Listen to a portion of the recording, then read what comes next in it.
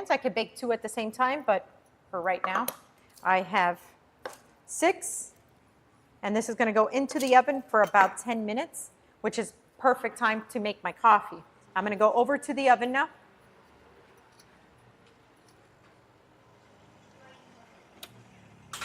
Perfect. All right.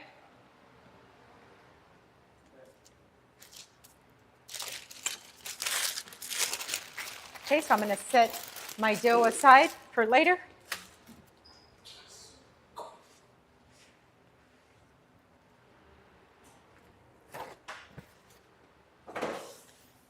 So,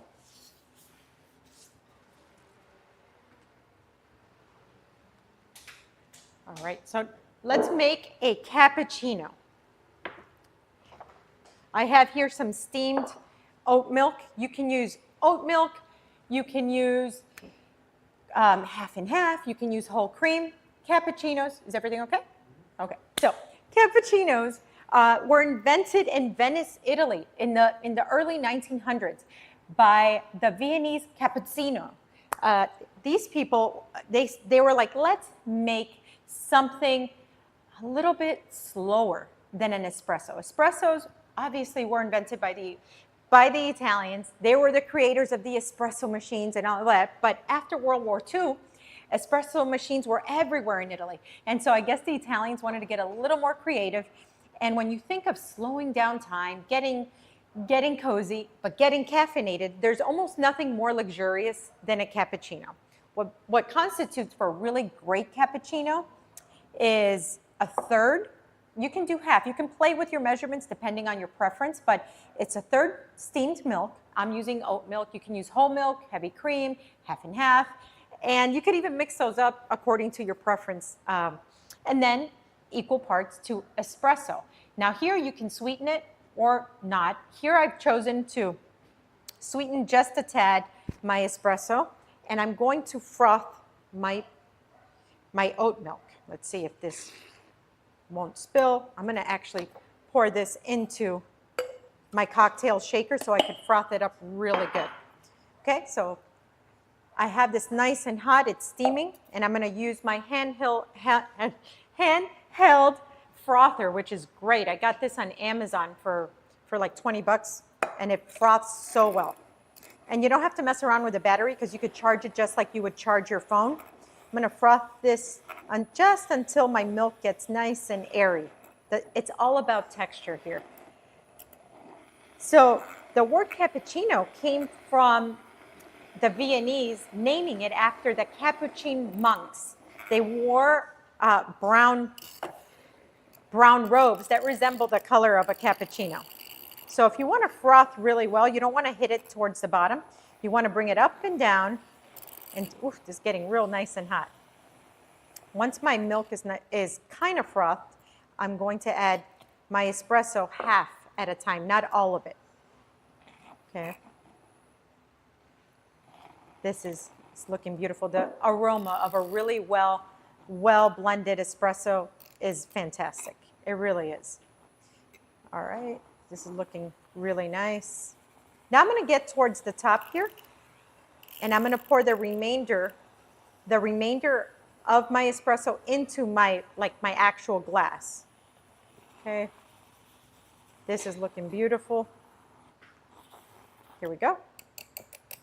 So I think I'm going to use this pretty glass. The espresso is going to go right into it. Now, as far as espresso, chat, let me know. What's your favorite espresso brand? Here we go. I love a cappuccino. Do you ever flavor your milk? I don't think I've ever had a cappuccino. Well, okay. Flavoring your milk, yes. I love to add maybe a touch of vanilla here or there. Sometimes a touch of salt because that elevates all the flavors. But yeah, no, I don't typically flavor my milk. I love a good classic cappuccino because it's just so delicious that you don't really need to do much to it. Now I'm going to pour in my actual cappuccino. Oh, yes. This is beautiful. Okay, let me scoop out here all the froth. Now, One of like the details, or I would say the nuances of a really great cappuccino is if you have that touch of cinnamon at the top, you don't want to skimp on that because that's what hits your nose, you know, when you're taking that first sip. That's what's really suggestive of time slowing down. And now it's that perfect time of the year. It's autumn here, it's fall, people. So when we get those smells of cinnamon or nutmeg, it's just so suggestive of the time. I mean, all year long is the right time for a cappuccino, but now it's even better. Okay, I don't think I've ever had a cappuccino. Okay, guys, have you ever had a latte? Have you ever had a latte? Let's take a sip here. Let's see. Oh my gosh, that's just so good. So, so delicious.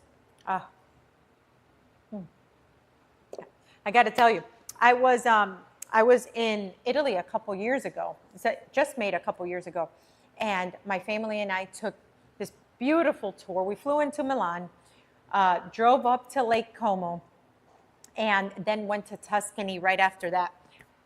We stopped in Florence on the way, actually, to Tuscany. And I have to tell you, the Italians, they take their coffee so seriously. But it's funny, like the misconception that we have here in America, like counterculture over there, it's like, I'll have an espresso. But all these fancy coffees, not really. But cappuccinos, absolutely. They only have cappuccinos before 11 a.m. Has anyone ever heard of that? Like, I think people in America, they even have after dinner cappuccinos, but over there, it's blasphemy. They will not have milk after a meal. But before 11 a.m., it's cappuccino land everywhere. Counterculture, you'll have cappuccino. You will have espressos and all that, but espressos are fair game all day long. Again, just not a cappuccino. No cappuccinos after 11. So, chat, let me know what's your favorite coffee. Specifically, let's talk about Italian coffees. Italians are famous for just slowing down time. Not just, it's the way that they are. It's just woven into their culture. It's like, take a moment, let's take a beat. And yes, this coffee is going to take you just a little bit longer. You know, it's going to take just a little bit longer to prepare for you, but have a little bit of patience because you are going to have joy in a cup, okay? Hi, Macaroni 101 from YouTube says, hello, welcome in. Yep, we're here from my home kitchen. We're having coffee. I've got a couple of quick Kouign-Amanns or Kouign-Amanns.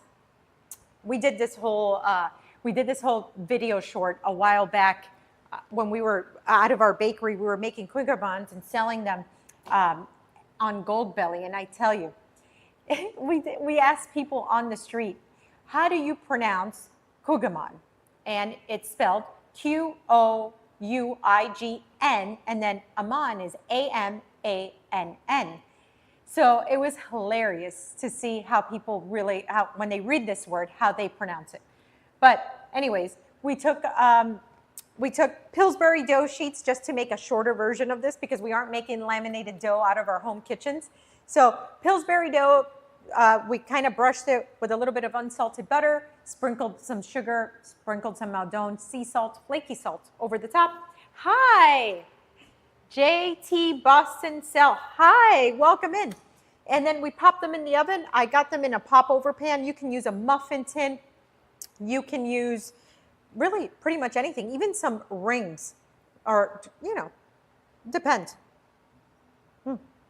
Let's go check on them right now. Let's see how they're doing. Okay, they are working really nicely. Very good. Okay. So for today's soup, I had to share. We are making a fantastic soup in just a little bit. I've got my trusty Dutch oven pan from my friends at Caraway.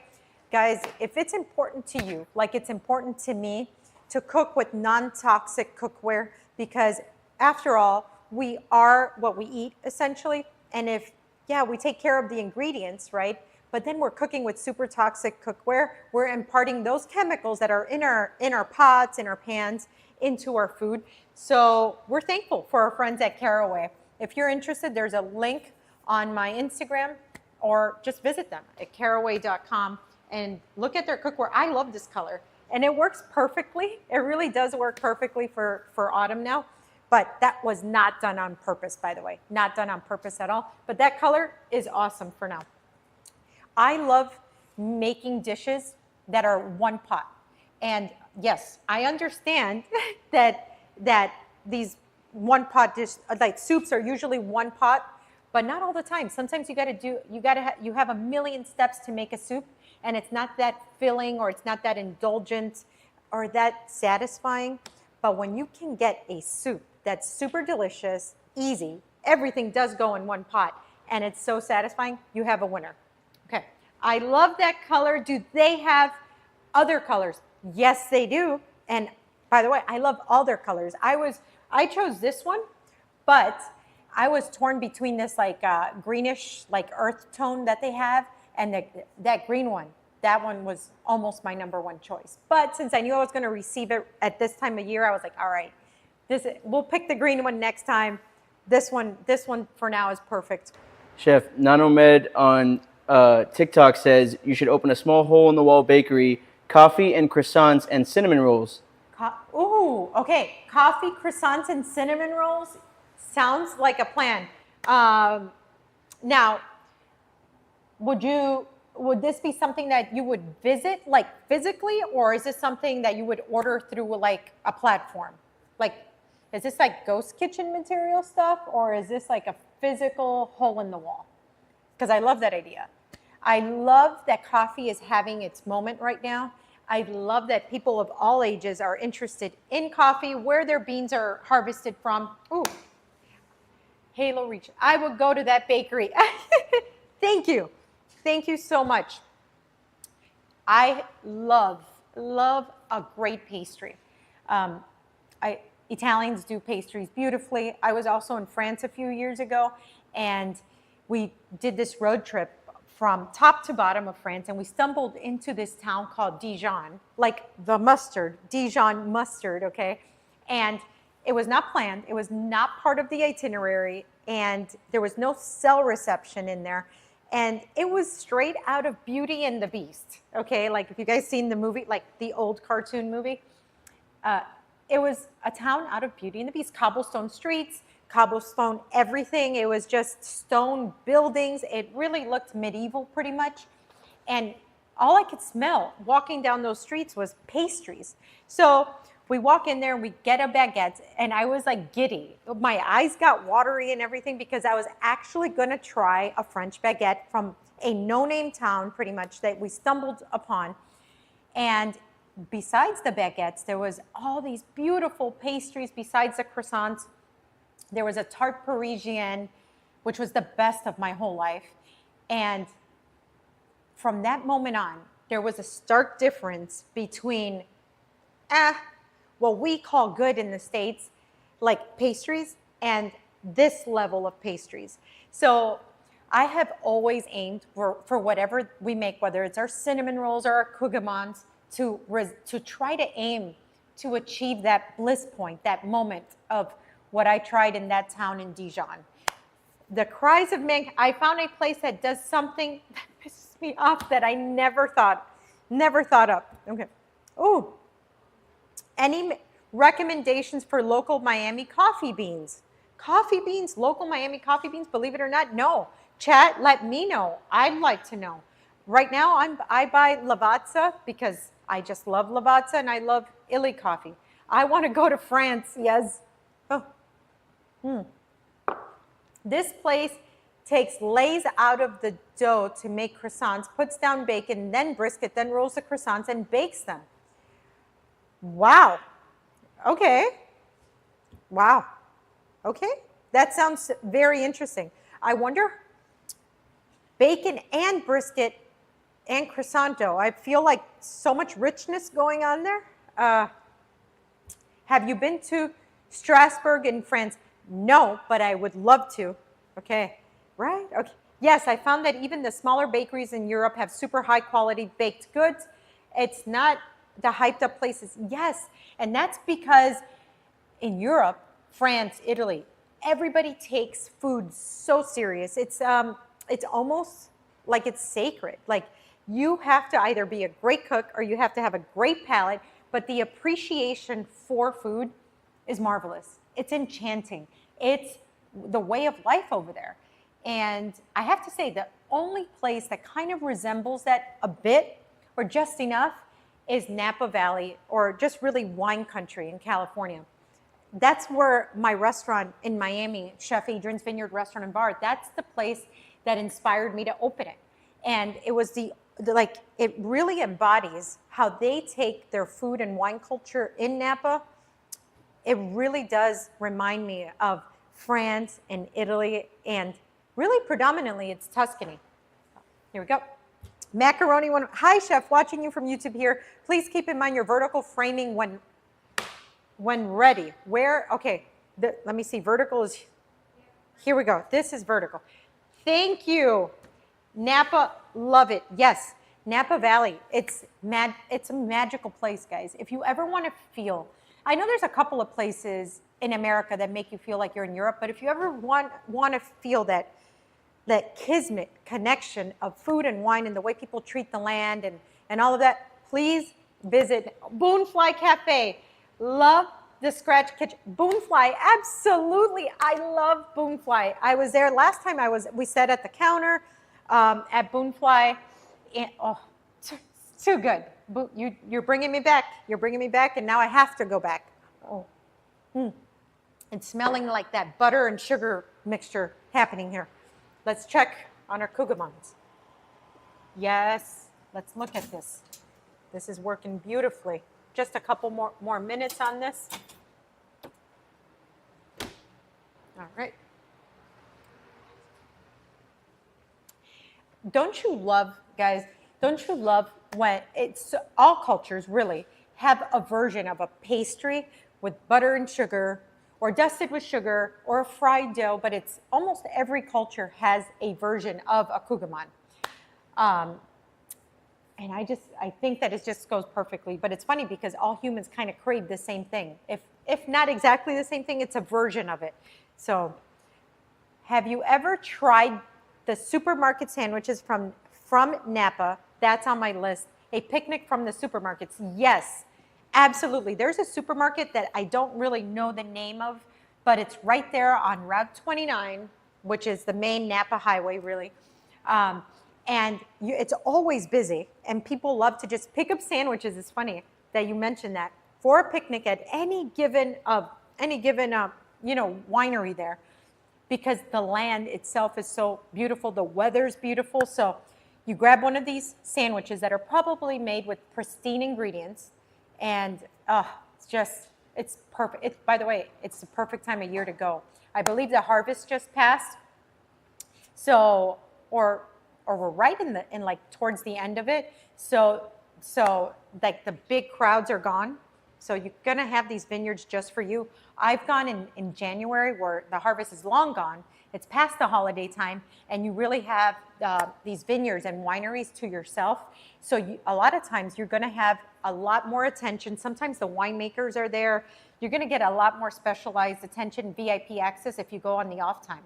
I also want to go to Sonoma. I saw a kitchen fairy. Yes, they're here. They're loading up because for the fun that's about to be had here. I went to Napa for 2 days, but I think I need to stay longer. I think 2 days is perfect for Napa, by the way. 2 days is just enough, okay? Because think about it. You're wining and dining all day long. You wake up, you're having wine. A lot of people, they call, when you're in Napa, you wake up and have wine, so it's called breakfast wine. I've stayed at Carneros, and they actually have a wine dispenser in your hotel room. So, I'm not judging. Some people just roll out of bed and have their wine, start their day. I have a coffee website for Fetch that might help with the coffee. Okay. She was a fairy, but it's yes. Do you think Napa imported wine, I'm assuming, actually comes from there, or it's a scam? Guys, you know, there are beautiful vineyards, authentic, genuine vineyards and wineries in Napa, absolutely. But where that importing, I guess, rumor comes from is that there are, I guess, what you would call branch vineyards that sustain, like the actual winery because they've grown. So sometimes they'll have out parcels like 10 miles down the road, but that belongs to the actual winery or vineyard. Let's pull out our Cougamans because they are ready. Wow, beautiful.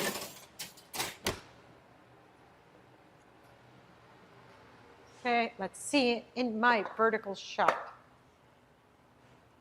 Oh, guys, this smell. And I don't know if you're like me, but I always want to dig in right away, but I know that I have to calm down, let this rest a couple minutes at least, you know. You don't want a sugar burn. Are the links blocked? I can post it in the chat. Whispers are blocked, so the chat is the only place I can drop it. Oh. Let me see. Tech fairies, are you listening to, are you seeing what the cries of mankind said? Here we go. Oh, yes, guys. Let me see. I'm going to put up this Cougaman right here. Can you see this overhead? Oh, this way. There we go. Too much. Up. Yes. It's dripping caramel, guys. Let's see. This is what we're looking for. Here we go. Look at this top. So beautiful. Yep. Now, so I'm going to put this here. I'm going to flip it on its bottom, but the bottom is really the top. And we're going to let that cool down because what happens is the sugar actually settles and becomes like this little crunchy deliciousness. Okay. Oh. Actually, I like these small. Usually Cougamans are 3 times this size, but making these bite-sized ones, I think we're on to something.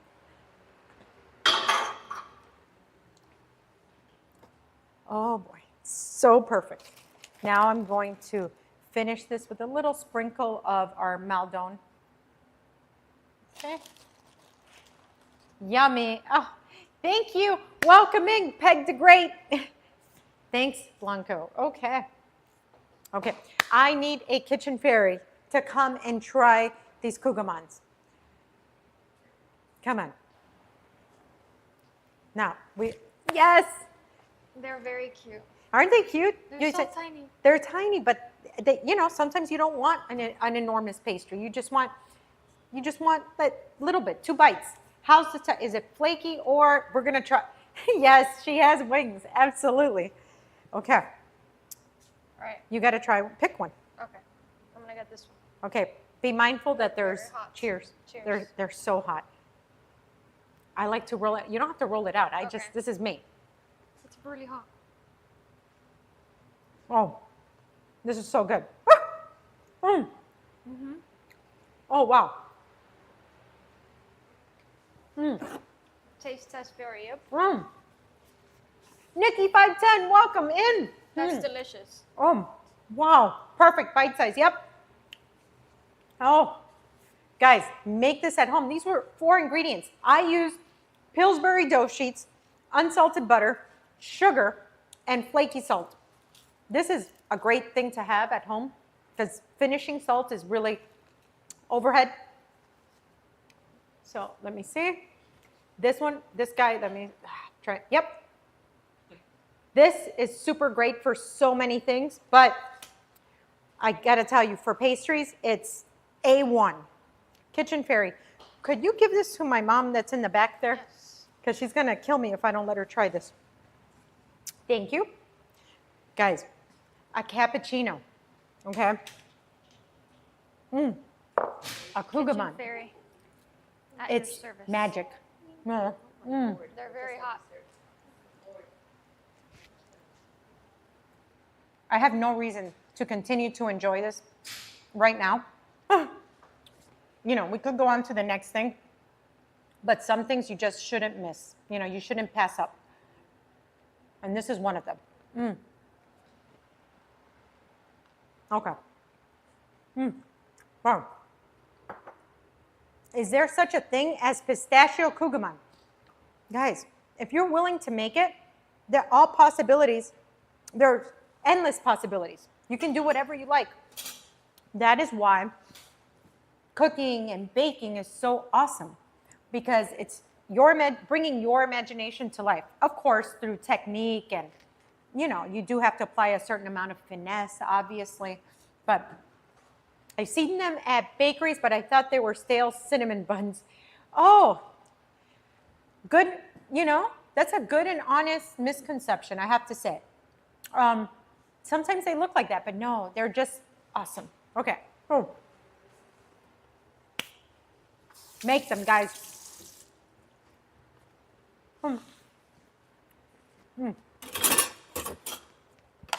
So,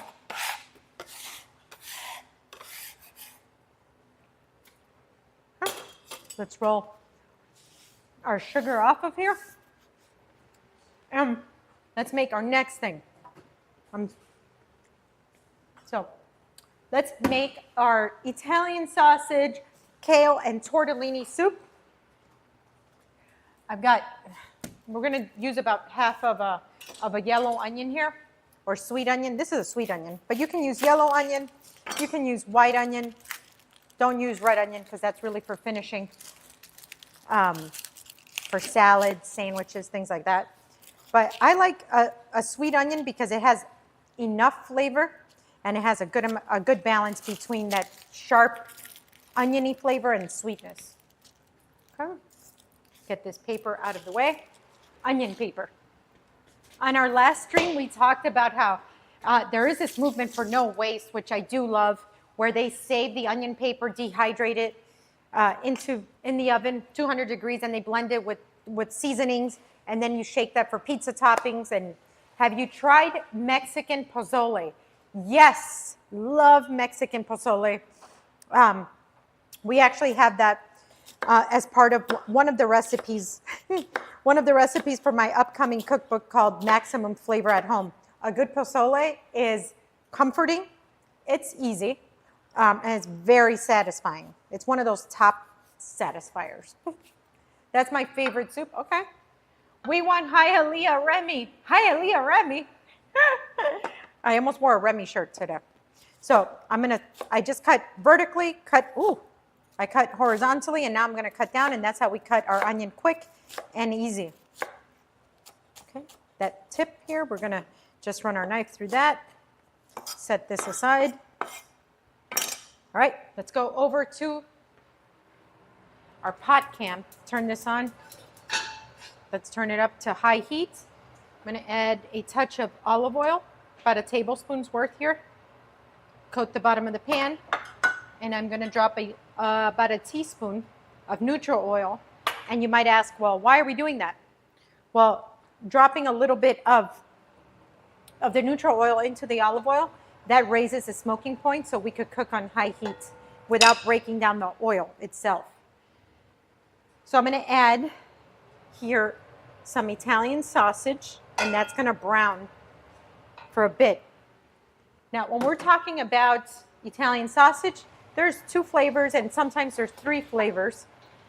And those flavors are spicy Italian sausage or mild Italian sausage. What's awesome about this is that you can adjust. I like spicy Italian sausage. I love sausage. Pause. I love that sense of humor. But if you're not into like the heavy spice level, that's okay. There's mild for you. Now, I have here out of the casing, so it's just ground Italian sausage. Makes it easier on the cooking, but you could just buy the actual Italian sausage links, okay, and just pull it out of the links, but it's one more step. I saw on TikTok you posted about Food Network. Can you talk about that? Yes, guys, tomorrow night I will be on Food Network. It's Bobby's the Titans show. We brought Maximum Flavor to Food Network, and this was now my 3rd time on Food Network, and it's just marvelous. It's a wonderful experience anytime. Chef on Food Network. Yes, Chef A on Food Network. anytime that you get to bring a little part of you to a national stage, and I believe that the show is shown internationally, actually, it's a beautiful opportunity. We working with the Titans was awesome. They're just great. They're great chefs. They're a lot of fun to be around. Bobby was super nice. It was a great, great experience. Let's get this show on Food Network. Yes. Do you know what time it airs? I believe it's around 8. I don't know actually what time it airs. They just let me know yesterday that it was going to air Tuesday. I was like, okay, thank you. I hope it doesn't interfere with Dancing with the Stars. Guys, Dancing with the Stars this season. Can we talk about this season? F. Echeverria 13. Who are you rooting for this season, Dancing with the Stars? I love a good dance show, guys. I don't really dance, but I love dance. Let me know who you're rooting for. Okay, so as this starts to sizzle, this is the sound that we want to hear, okay? And we start to break down like the larger pieces here. Then we could.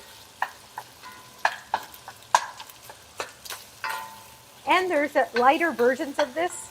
We can use turkey sausage. I know you can use chicken Italian sausage. There's so much. Okay. Robert Irwin, yes. Did you season it or come seasoned? Okay. We have not seasoned anything yet. Okay. Italian sausage already is bursting with flavor. There's garlic in there. There's fennel seed. There's just so much. There's cracked pepper. The girls from Mormon Wives. Okay. No fairies on the show this time. Fairies are coming, guys. The kitchen fairies are coming.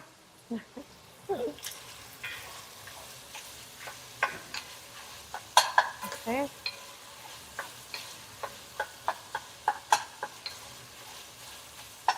Okay.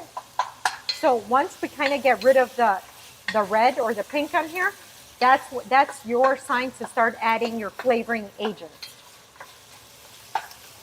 And you're like, well, why? Why not add it before? Or why not season it before? Why? Because I want, when you get your spoonful of this soup, I want that Italian sausage flavor to really come through and for you to be able to pick up that it's Italian sausage. We want Mike the Fairy. Chef, are you a Secret Life of Mormon Wives fan? I actually have never seen Mormon Wives. I've heard great things, but I have never seen it. I'm actually rooting for Dylan Efron. I met him about a year ago at an event, and I just loved when he did that dance with his little sister. So, yes. But my number 2 is Robert Irwin. That also is just such a beautiful full circle. But who did you think America's voting for, guys? Drop it in the chat. Is that a real show, Mormon Wives? Yes, it is. Okay, so we're getting there. Yep.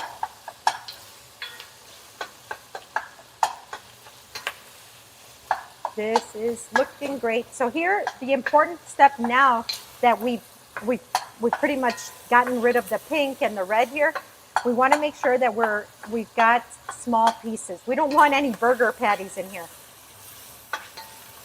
There we go. Stir, stir, stir. And when you see that nice little, like how it's starting to brown the pan, that's the flavor that you want to develop. So now it's time to add our onions. Let's go. Question. Here we go. Chef A on Dancing with the Stars next season. Guys, you don't want to see me dancing. I saw your podcast episode with that one dancer. Yes, Alan Burston. Guys, what a great time on the podcast. Searching for Maximum Flavor. If you guys are into having great conversations, which if you're on this stream, you probably are into it, we talked with some awesome guests on Searching for Maximum Flavor, the podcast.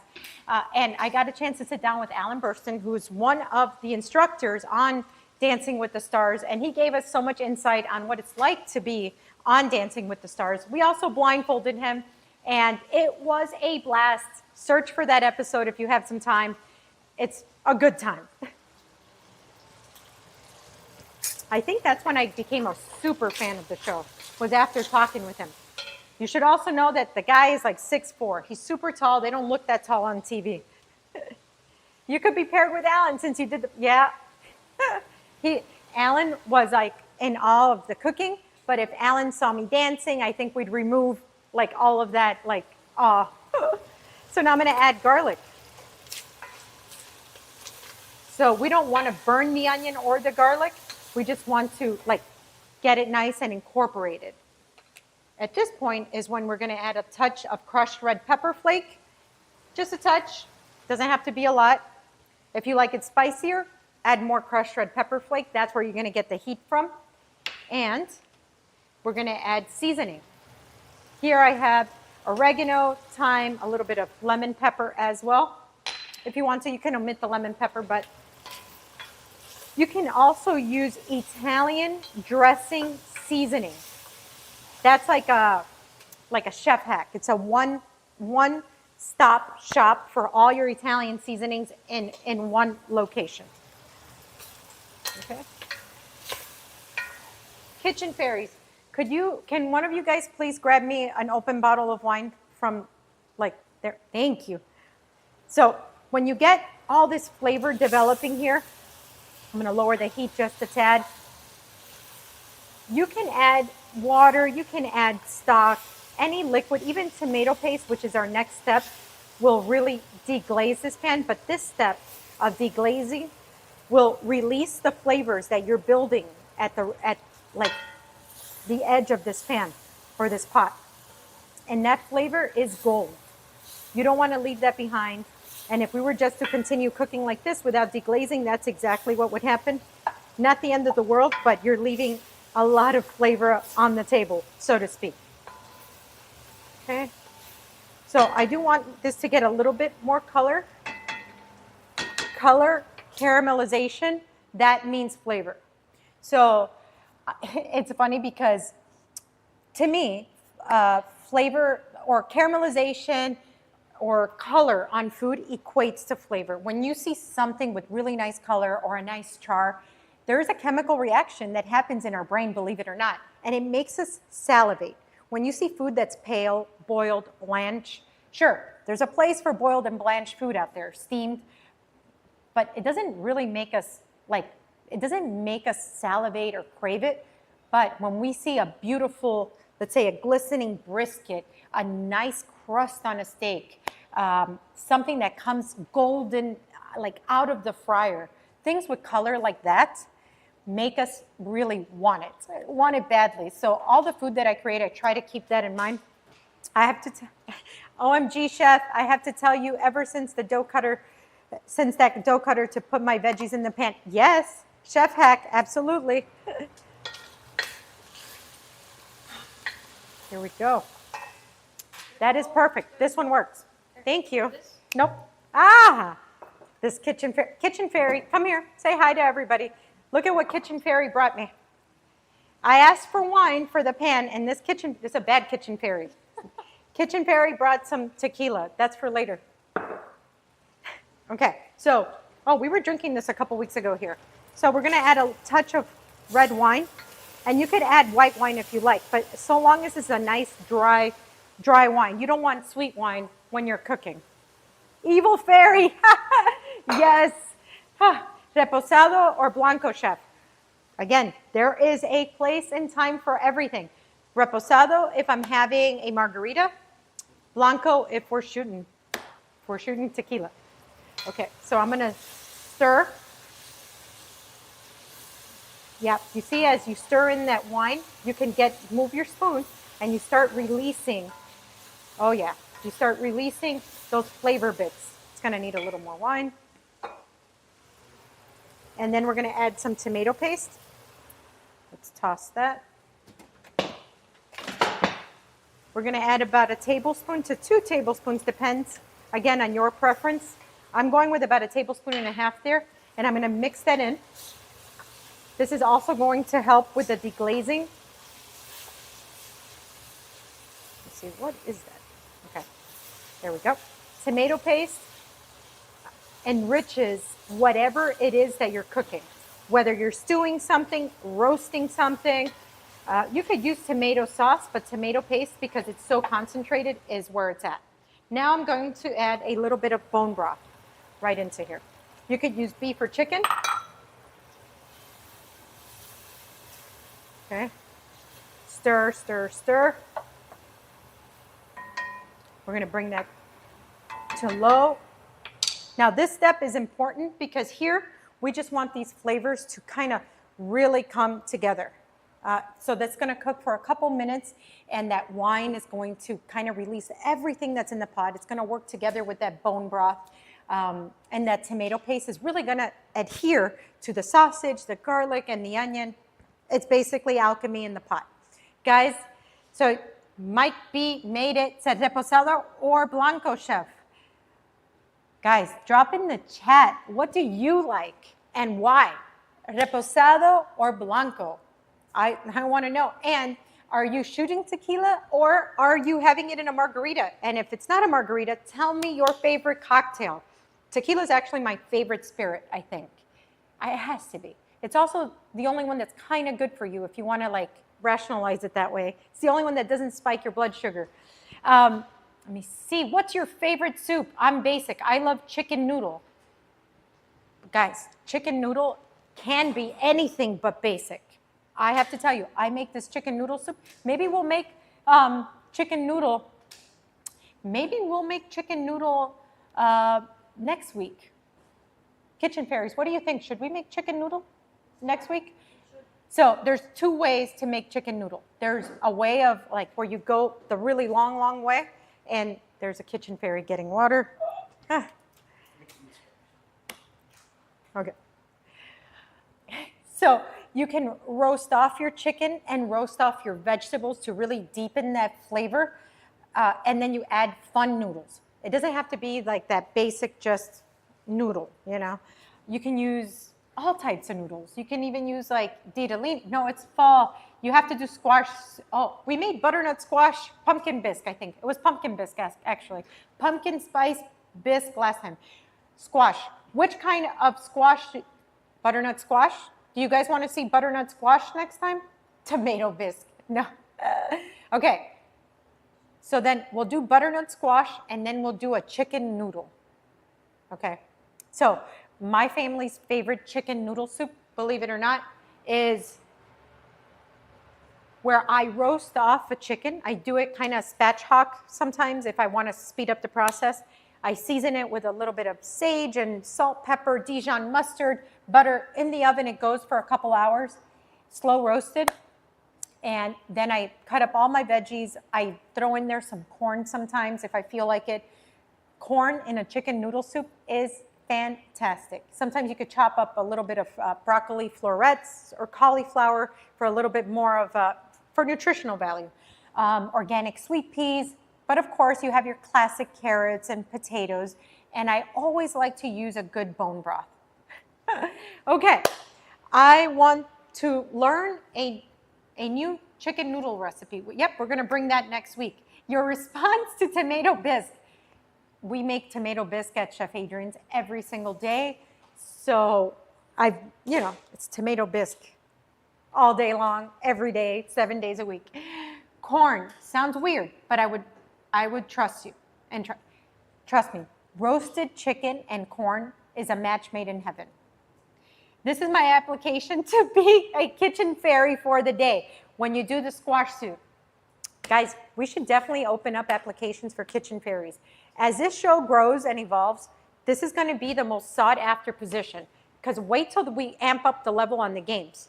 That's going to be like ridiculous. Everyone's going to want to be a kitchen fairy. Who's designing kitchen fairy merch? We need kitchen fairy merch, guys.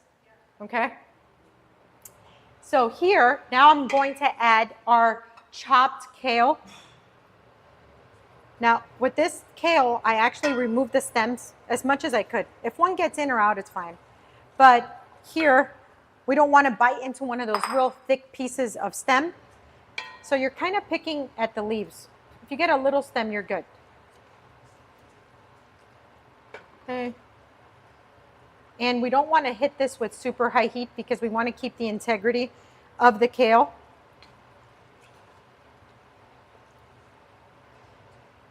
You know what I really love about soups too and cooking soups is that most soups, you can use some. Let's say that you're only cooking for a couple of people. I never know how to cook for a little bit.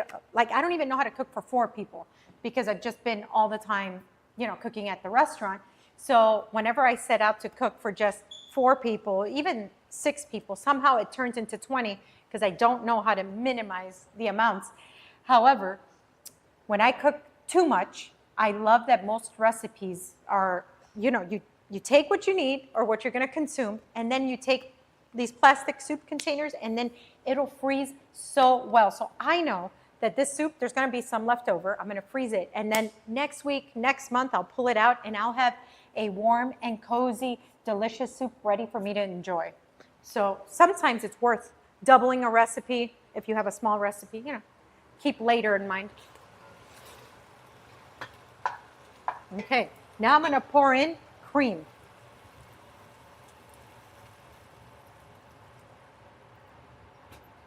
And we're going to let that steep. All these flavors have to come together now. Okay. We continue to stir all the sides of the pan, releasing all those flavor bits. Okay. Here we go. And here, now this color is going to deepen quite a bit, but here's where you decide, do I want to add more tomato paste or no? And that just depends on your color preference. I think I'm going to want a little bit more tomato paste because I know myself. So here we go. Yeah, I added about a teaspoon more of tomato paste in there. Okay, make sure we stir that, make sure that tomato paste melts in there. Okay. Again, now we're going to put the heat to high. And the reason why we put the heat to high after we've made sure that we mixed is because we don't want anything to be stuck to that bottom of the pan, and then you amp up the heat and then you scorch or burn something. And when you're cooking with dairy or heavy cream, as an example, that burnt flavor is going to permeate the entire dish. You don't want that. So it's important to stir the bottom, release, and then amp up your heat. Okay. Now, I'm getting extra excited as we're getting to the next step of this recipe because that is my favorite part of this entire soup, and that's the tortellini. Let's talk about this tortellini for a bit. I want to give, here, let me see. Can we go? I want to give all the kudos in the world to whoever invented putting in tortellini into your soup. Guys, how fun is this? Now, this is like tiny tortellini, which is even better. Look at the size. So maybe in the bowl you can't really see overhead. Okay, here we go. These are tiny little tortellinis, which fit in your soup spoon. So much fun to eat, so satisfying. Again, whoever invented putting tortellini in your soup, you deserve a crown. Fantastic. You changed the soup game. Do you remember the scene in Ratatouille when Remy makes a soup? Underrated part of the movie, but looks good. Can you believe that I haven't seen that movie since it came out? When it came out, everybody would give me Remy and Ratatouille fandom memorabilia, movie posters, cards, all that stuff. They would bring it to the restaurant. I even have a card drawn by somebody, like they drew me as a chef, like a cartoon character, and Remy. It was out of control. This recipe is making me hungry, and I just ate. Chef, have you done handmade pasta before? Yes. And I love handmade pasta. Handmade pasta, if you make it and then you eat it, that effort, that work that it took to make that pasta makes it taste that much better. So knowing the work that you have to go through with your hands to create great pasta and then you get to enjoy it, trust me, you want to pause and enjoy every forkful because you know what it costs to make that. But yes, nothing compares to handmade pasta. Once you start enjoying handmade pasta, fresh pasta at that, you will never go back to dried pasta unless you have to. Why do you think there's so many soup haters out there? I was one of them. Why? I think soup can be boring, and soup really can be bad, and there's very few places, I would say commercially, like out there, restaurants, chain restaurants that do soup well. It's really an avenue to throw a lot of junk together and chemicals and just amp up like sodium. But very few people, I think, really care about soup. And it's kind of like an entryway to a fantastic meal. It can be a meal, but at my restaurant, we always think that you have to put as much care in the soup as you would to like your most magical entree, your most famous entree. You have to, like, our soups are just wonderful in that way. And growing up, I really didn't care for soup. I was like, liquid, I don't want to fill up on this liquid. However, now as an adult, I have to say that creative soups and soups with different textures and exciting flavors, I'm a fan. I'm really a fan right now. And soup with a good crusty bread on the side, chef's kiss. Okay, everyone's a critic these days. Yes, Panera makes horrible soup.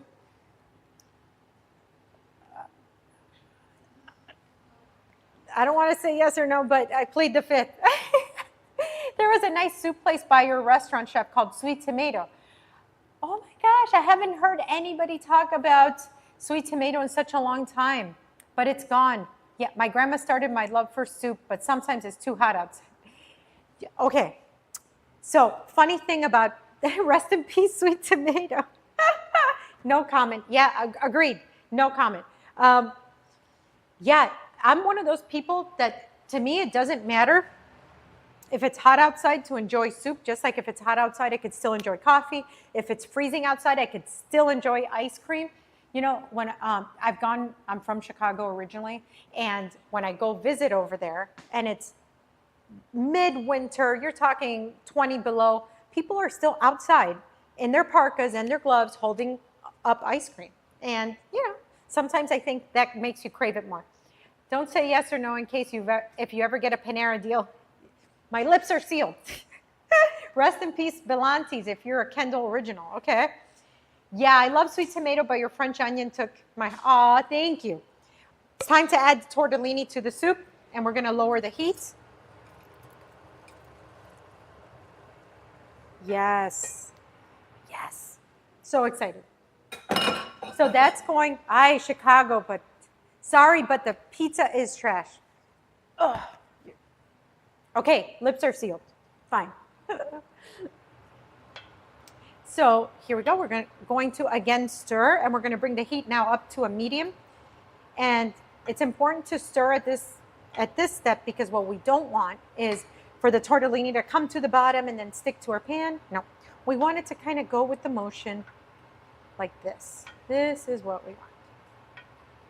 Okay, beautiful, and we're gonna continue to stir and stir, releasing all bits again.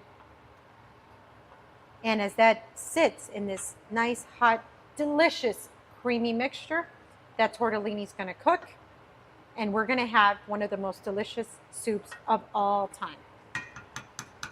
Now I'm going to grab a tasting spoon, and we're going to start tasting for salt and just regular pepper. Okay? It's important to taste, guys. I've always said I can taste in my head, but soups is not one of those. It's not one of those things. Okay, let's see where we're at here. Okay.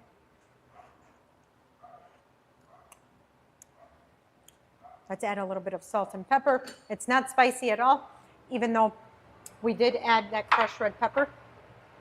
Just a touch.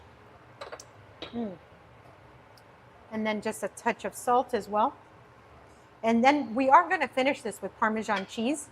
So it's going to add a little bit more of that saltiness. So here we want to make sure we're not too salty. Now to get this tortellini to cook quickly, we're going to put that lid on there, and we're going to pick some basil, fresh basil. This aromatic is beautiful. It's delicate, it's fragrant. I'm going to take the bigger leaves here, in culinary school. They call this snipping, and then we're going to do a chiffonade. Here we go. Are you playing any games today? Yes, we are. We're playing 3 games that are coming up real soon, and I can't wait for them. I'm making this soup, but really I'm thinking, what do these kitchen fairies have in store today? They think real long and hard about these games before the stream, and I feel like they're upping the ante every time we stream. Let me see, how many leaves do I have? 1, 2, 3, 4, 5. Now, you can buy basil, you know, in just a pack. You could even buy dried basil. If you're using dried herbs, guys, just make sure you use less because dried herbs are more potent. They're stronger than fresh herbs, okay? But nothing really replaces the flavor of a fresh herb. It's really fantastic. So, and you could buy a different version of fresh basil. I like to buy a plant like this because it just keeps on giving until, you know, it kind of dies out. But I'll water this and I'll have a basil plant here for 3 months. So if I'm not using it for a soup, I'll use it in a salad, I'll use it in a pasta, and it's just really nice to have. And because it's potted, it's planted right here, the flavor is outstanding. Let me see. What has been your favorite game? Please be Blind, Deaf, and Mute again. Blind, Deaf, and Mute was too much fun. I could not believe what was happening. It was on another level. Yes, what has been your favorite game on the stream? I think Blind, Deaf, and Mute has been my favorite. It was unlike anything else. I couldn't stop laughing. I wanted to, you know, to finish the actual objective, but I just couldn't believe what was happening. Vicky was screaming. Mikey couldn't get his hands down. I think he almost punched me at one point. It was nuts, but it was great. They did bake a cake at the end, you know, or he was trying to make like cake soup. I don't know, but you know. So this is called a chiffonade. So what I did was I put 1 leaf on top of the other, okay, overhead. 1 leaf, this way. 1 leaf on top of the other, like so. And I'm gonna roll it like you would roll a tobacco leaf, okay? Like this. And I'm gonna do about 1/8 of an inch little rings. We're gonna slice that all the way till you get close to your finger, and that's called a chiffonade. Now, some people say, never bring a knife to basil. I don't know why. Some people say just tear basil. So if you're rather just tear it into little pieces, that's fine too. But I like a chiffonade because it's even and you're not gonna bite into a thick piece of basil. So let's take this. Kitchen Fairy, you're removing the tequila? Yes. Okay, so now this is gonna go into our pot. That's simmering real nice. Oh, that is spectacular. So we're stirring that at, you know, towards the end here. You don't want to start with basil at the beginning because it'll die out on you. You just want it to come in at this stage to just elevate your soup. Okay. The lid goes back on. And here I have some freshly grated Parmesan cheese. All right. My mouth is watering. Fairies be getting crunk off screen. These fairies have a lot of fun. That's all I can say. She's removing the tequila to drink it, chef. This, I'm telling you, this fairy, you gotta keep your eyes on these kitchen fairies because what's going on in my peripheral is it's a lot. It looks so good. So at the end now, once our actual, like our cream has steeped with all these ingredients, it starts to thicken. And we haven't added any thickening agents here. We don't have anything that makes it artificially thicken, right? So when you're cooking like you would be cooking a custard, this gets to this level and we're gonna further thicken it just a tad with Parmesan cheese. You can use a really nice pecorino, it'll have a sharper flavor, but I like a good Parmesan for this because I want a creamier flavor, not so much a sharp flavor. Now we're gonna stir in that parm. Yes. Wow. So good. The smell in here is outstanding. Outstanding. No, let me see. Do I have, yes, Kitchen Fairy. Yes. I think I have a little container of fresh oregano in that fridge there. Let me know if I do. I might not have it. It might just be in my head that I got it. But guys, fresh oregano goes amazing in here. Like, that's what you need. Also, you can add fresh, let me see, I do have fresh rosemary. Oh, I found it, Kitchen Fairy. I found it. I knew I got it because, oh, there we go. Summer GIG, welcome in. Welcome in. We're here at my home kitchen, and we're just making, right now we're making an Italian sausage, kale, and cheese tortellini soup. It's outrageous. It smells amazing in here. Earlier we made a cappuccino and we made cougamans, and now we're just seasoning this with a little bit of fresh oregano. This is one of the most potent fresh herbs I have ever worked with my entire life. So dried oregano is not as strong. This is beyond strong. For that amount of soup, you just need one of these. Okay? One of these will do the job. But again, this fresh flavor is unmatched. Okay. So we're going to bring this to more of a rapid simmer now because we're almost there. We're almost at the finish line, guys.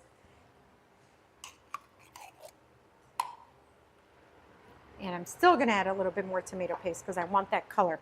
Not for the flavor or the texture, but I really want this color to be deeper. Which it will get deeper once it settles too. Here we go. Stir, stir, stir. I'm going to get a bowl. I hope you guys are getting ready, Kitchen Fairies, because you got to try this. Who wants to actually try this soup?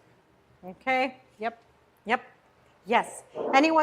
Everyone stay tuned for the games coming up. Yes. And guys, if you don't want any ads, subscribe. But also remember, if you are an Amazon Prime member, you get a sub for free. So Amazon Prime members, please subscribe. Here we go. Here we go. Stir, stir, stir. We're going to let that ride for a second. I'm going to get a bowl and some tasting spoons. If this Kitchen Fairy gives me another 7.5, we're going to have words. Bowl. Here we go. Spoon, spoon, spoons. Spoons.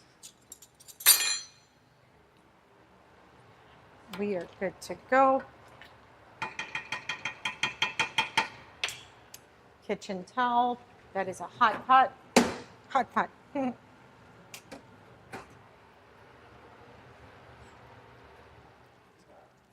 Here we go.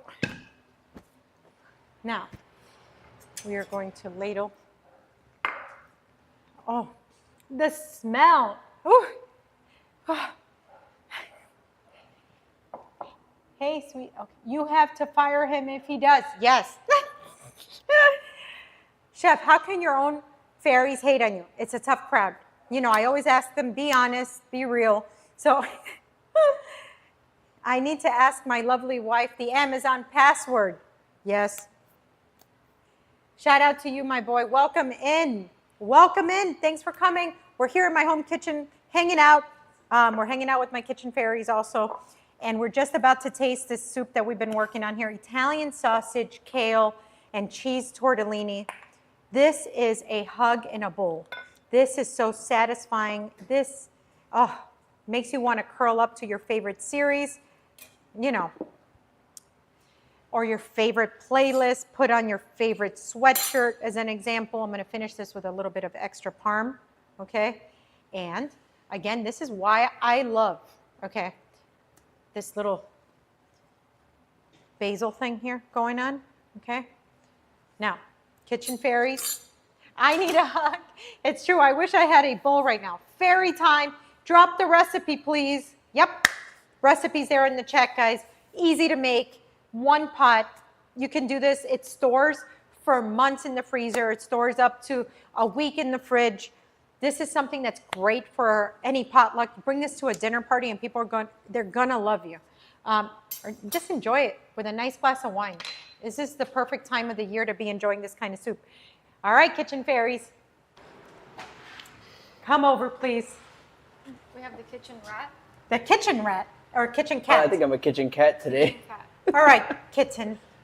Okay, kitchen kitty. Kitchen kitty. Kitchen kitty. Kitchen kitty. There you go. Kitchen kitty, kitchen fairy. I don't All get. right, I don't get paid guys. enough for this. Kitchen kitty has now made his debut.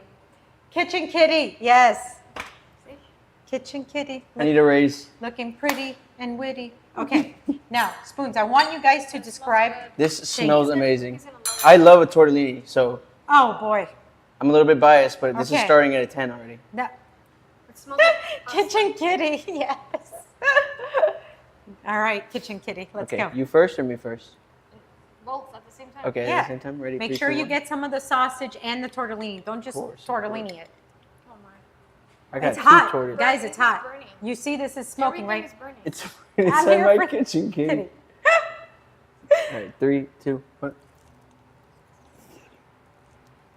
So hot. Look, kitchen fairy had to step off. Oh my god! You couldn't let us wait a little bit. I said it's hot. You were supposed to blow on it and everything. Wait, it's so good though. I'm burning my mouth, but it's delicious. Yeah, it's delicious. Really? Is this? I gotta get some here. Really good. I'm starving. This is a 10 out of 10. All right. What a team you have there. Wow. You killed Yeah. the fairies. Yeah, I we're killed dead. it. I mean, I warned them. I said it's hot. Okay. Yeah, you did the same thing. Look at you. It's really hot. It's delicious. Ah. It's Whoa. so much flavor though. Oh my gosh. Kitchen Ah. kitty needs some milk. Yeah. Chef, that's a new move. Yeah. Yeah. There goes the rest in peace, my tongue. Ah, Yeah, I burned Sorry, I guys. burned the heck out of my tongue right now. But Ah, it was worth it. Let me say it was- was worth it. 10 See? out of 10. I give 10 you out of 10? 10 out of 10. okay, guys. Kitchen fairies and now the new kitchen kitty have given this a 10 out of 10. Peg the Ah. Great, if you're watching this, please Ah. make this later for Monday dinner.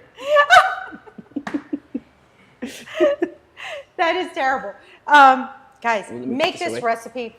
It's, again, not just that it's easy, not just that it's outrageously delicious. We all burned our tongues, and all of us said this was worth it. So I don't know if there's anything that's worth like burning your palate for, but this soup is, again, it's a hug in a bowl. It's very satisfying, and the texture, it's outrageous. That you get the flavor and the texture, that meaty texture from the sausage.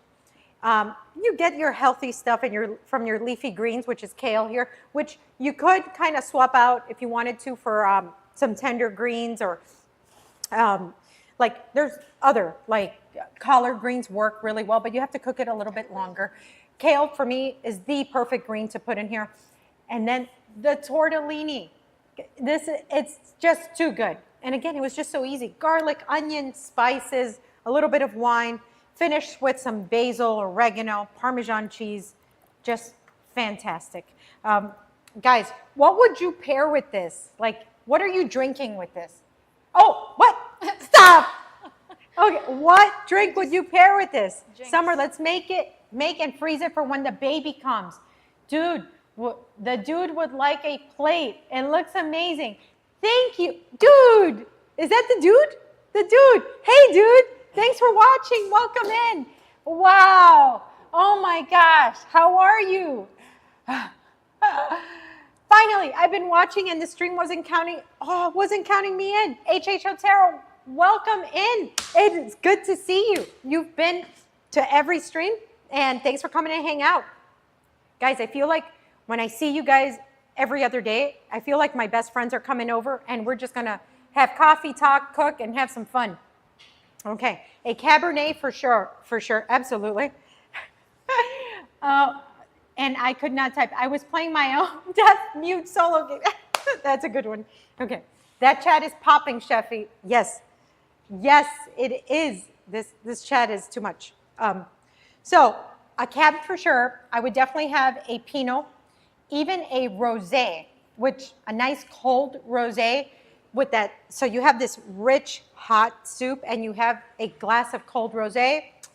Spectacular. Spectacular. It's one of those. This is such a great idea. Yes. Guys, meal prepping, I have to tell you, especially soups, nice full soups like this that are not just like a broth and call it a day. Soups that are full of ingredients that you can get into like a pint container or a quart container. Fantastic way of storing. Put that in your freezer, put some blue tape on the outside, label it, and when you're ready, you just defrost it, you know, and it's amazing. Okay, so we're gonna set this aside. How do we call it? Parmesan cheese or Parmesan? Okay, JT Boston Cell. I don't even know where you're going with this. Parmesan cheese. Did we spell this wrong? Are you having wine with us? That's a great idea. That is a great idea. You know, we're streaming today. It's already 3:20 our time here in the afternoon. So I don't know where you're watching from, but it's 3:20 in the afternoon, which means it's perfect wine o'clock. Kitchen Fairies. When we stream later in the afternoon, we should have a segment where it's wine o'clock. You know, yeah. That's for the afternoon segment. I mean, not that there's anything wrong when it's early too. It's wine o'clock. So, let me see. It's always wine o'clock where I'm from. Chef, play some Christmas music. People think it's weird, but it's not too early. I feel like you just dropped something controversial on here. This chat is lit today. Guys, for me, and get down with your bed self, by the way, but for me, I need to pass Thanksgiving before I go into Christmas mode. For me, I like to acknowledge like Thanksgiving. I like to enjoy the harvest season. Let's get to enjoy this. Let's see the pumpkins and the fall leaves and all of that. And then let's go into, once Thanksgiving's over, I'm talking about Friday. Black Friday, it's go. That means go crazy. It's Christmas wonderland everywhere. But let's enjoy the season. If we're celebrating Christmas before Halloween, I just feel like we're kind of in this like weird haze of time. Happy hour stream, chef. It's okay. It's 5 o'clock somewhere. Yes. Breakfast wine, brunch wine, lunch wine, dinner wine, dessert wine, nightcap wine anytime is wine time. Yes, that is true. Me and Vicky do Black Friday every year.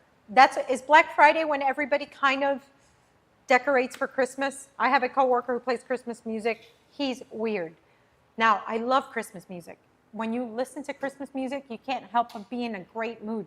But when it's 95 outside and you still haven't even gotten to Thanksgiving, there's like, it's weird. It's weird for me. Yeah. So, but anyways, do you guys, anybody in the chat here, is anybody here decorating for Christmas already or playing Christmas music in the car or in the house or at work? Let me know. But while I clean up here, I think we're getting close to game time. Game time, guys. I'm decorating November 1st. Okay. It's a little much for me. Agreed. It's a little much for me too. But hey, like I said, get down with your bed self. Whatever makes you happy. Okay. All the stores are already in Christmas mode. Yeah. Can you believe that I really don't go to stores much? I don't have time. I'm one of those that gets everything ordered in. How about you guys? How many of you are actually going physically to a store versus ordering things on, like Amazon? No, please, Turkey Day first. Exactly. I feel like we're racing through the seasons. We got to take a pause, like the Italians do. Pause, slow down for a second. This stretch of the year already goes by as fast, like so fast. I feel like once we hit that fourth quarter, it's like guns blazing. Let's go. Before you know it, we're like, Happy New Year, 2026. So no, let's not add to that. Let's pause. Let's enjoy harvest season, Thanksgiving time. Then let's go right into Christmas season. What's your favorite Thanksgiving dish? Wow, Great question. I think presently it is our cornbread andouille sausage stuffing. I started making that when I was about 15 years old and bringing that to my family's Thanksgiving. And boy, I haven't stopped making it since, okay? And that sweet and salty and smoky and slightly spicy is like everybody's favorite, stuffing. Forget the other stale bread stuff. Forget the rice stuffing. When you try this cornbread andouille sausage stuffing, you will never go back.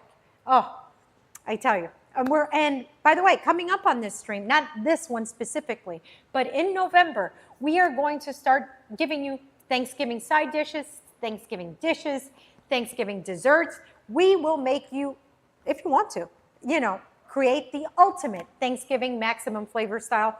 And I promise I won't have you in the kitchen forever. No big cleanup, no recipes that take days. We're gonna do it the easy way. But, Thanksgiving, usually you're bringing over people, your friends, your family are coming over, and you wanna shine, but you wanna have a good time, right? You don't wanna be in that kitchen all day long, slaving away, and then, before you know it, you didn't have a good time because you were cooking. But guess what? I got you. It's a competition in our home. My hubby is an Instacart maniac, but I love to walk the aisles and explore. I am an Instacart maniac. Unpopular opinion, I don't love turkey.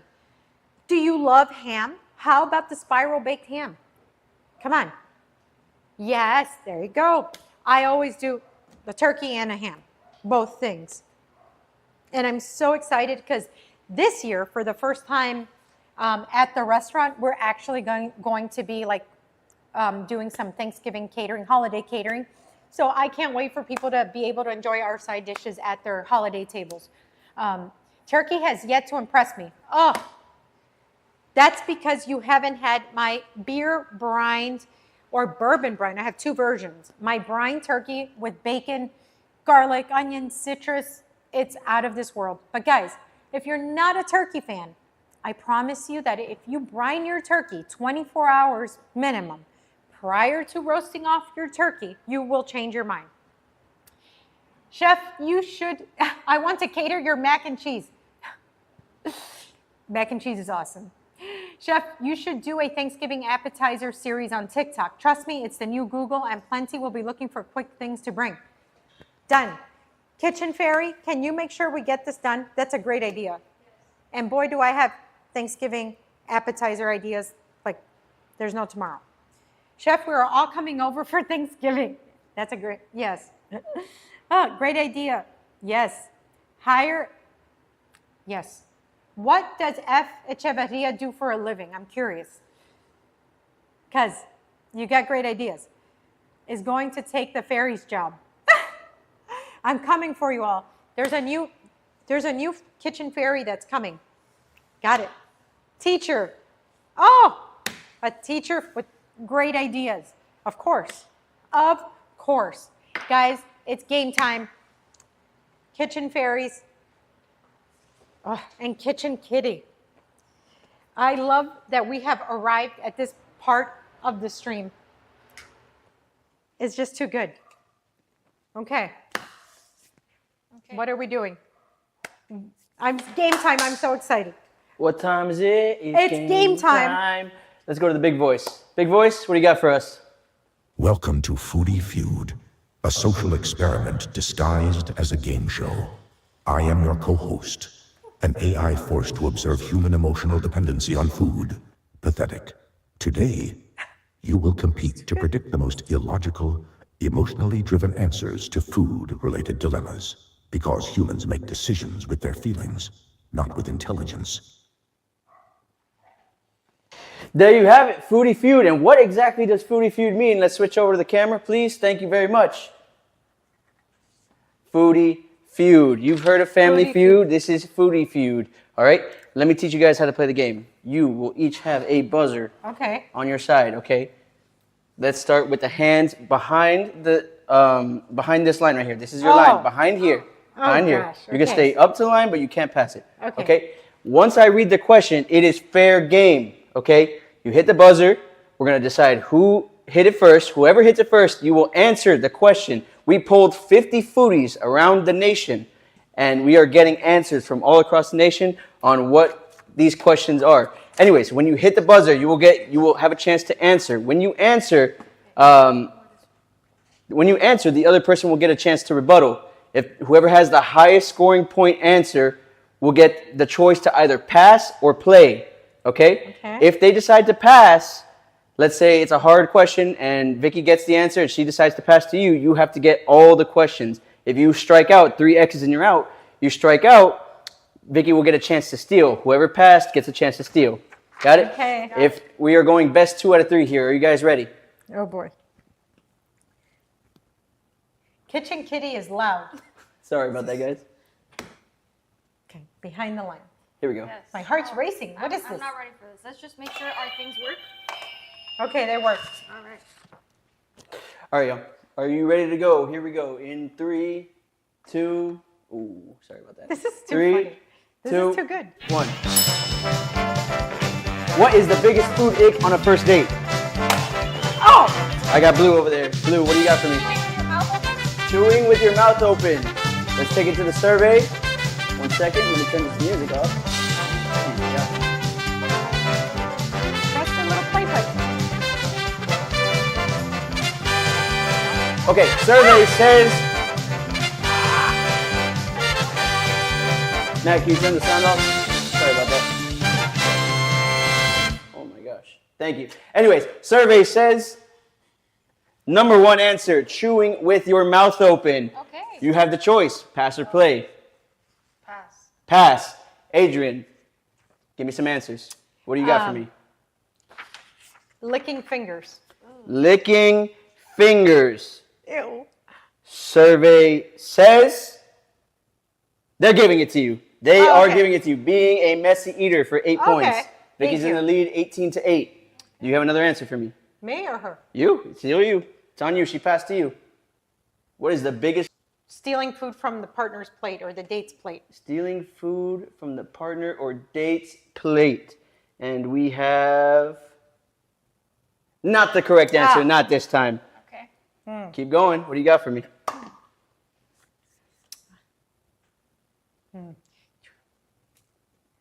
Oof. My gosh, I have so many. Okay, clicking jaw. Clicking jaw. Survey says not up there. That's strike 2. Oh no.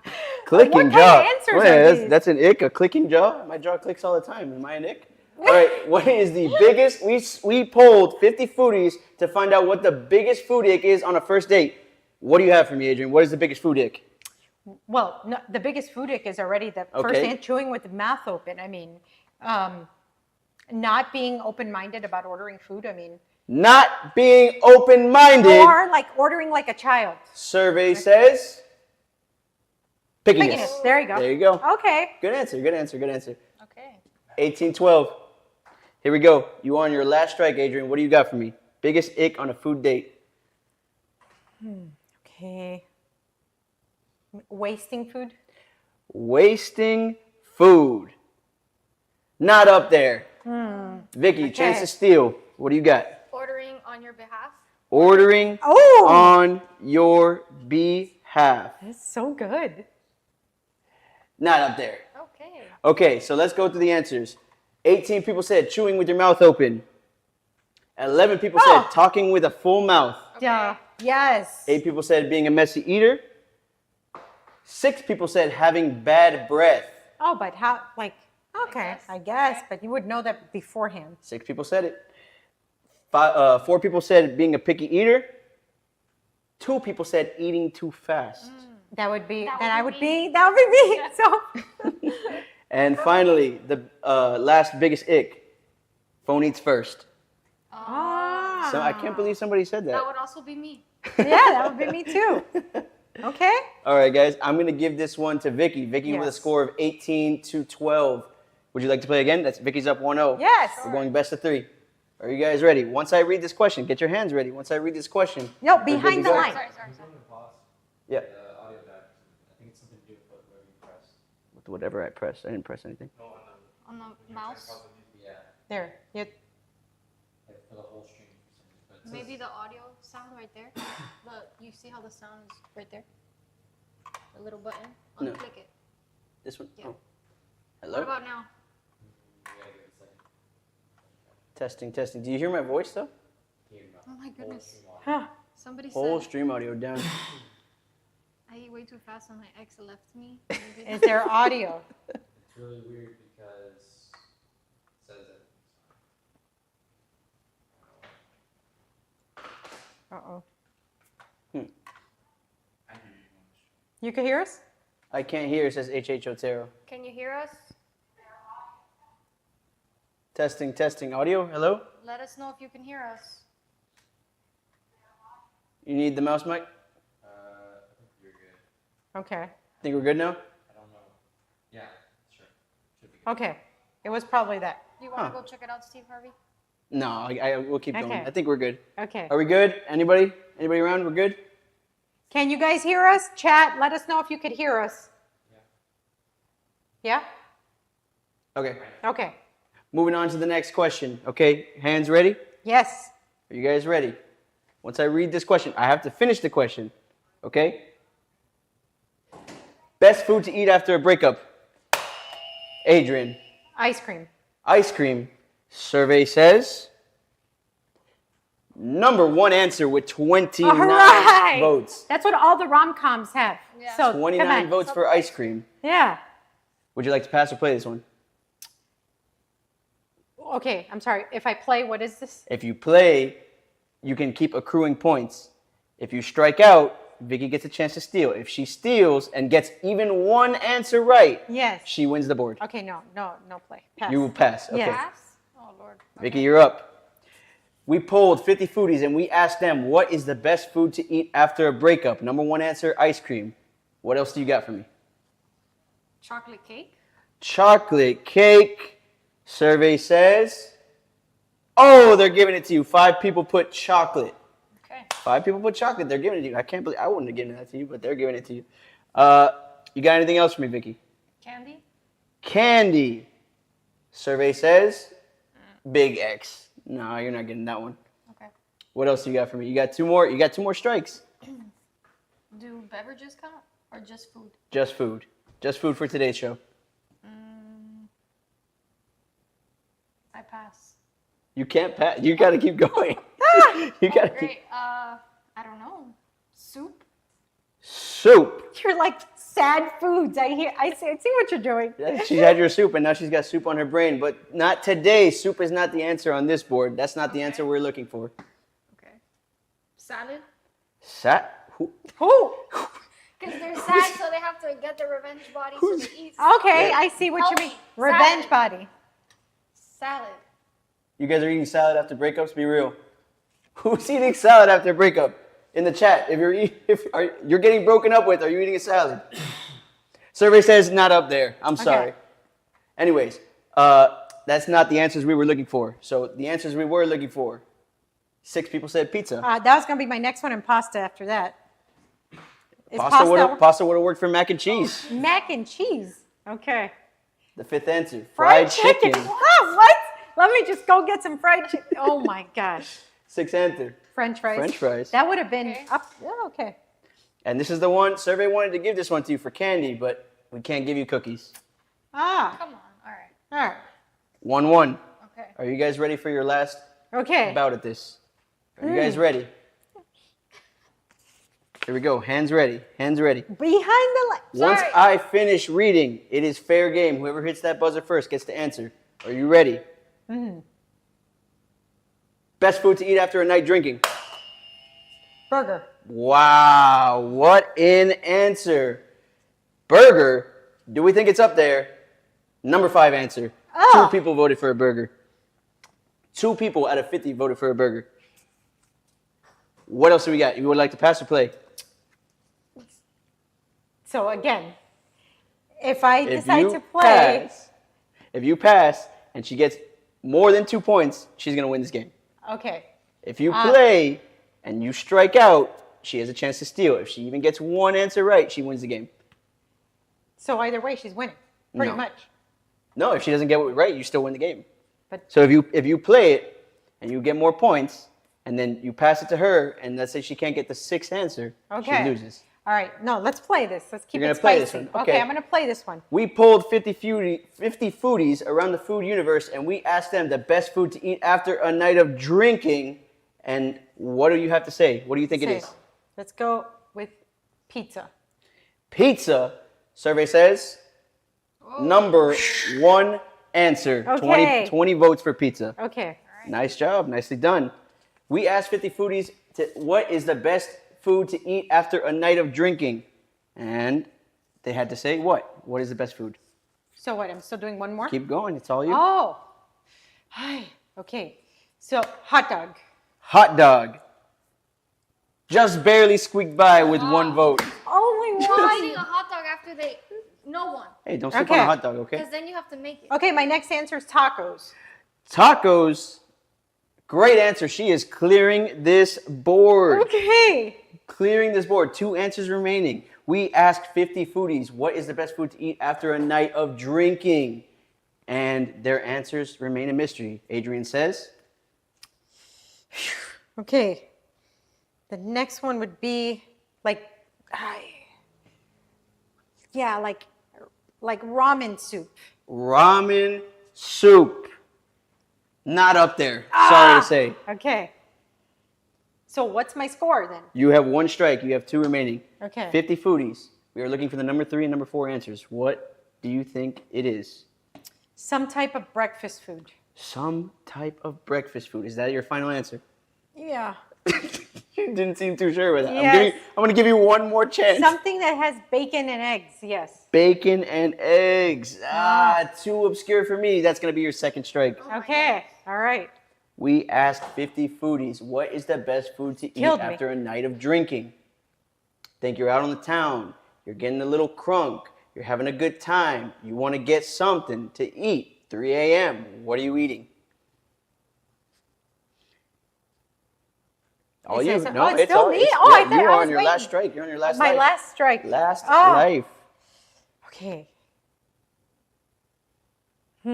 Vicky's struggling over there. She's like, what am I going to say when it comes to me?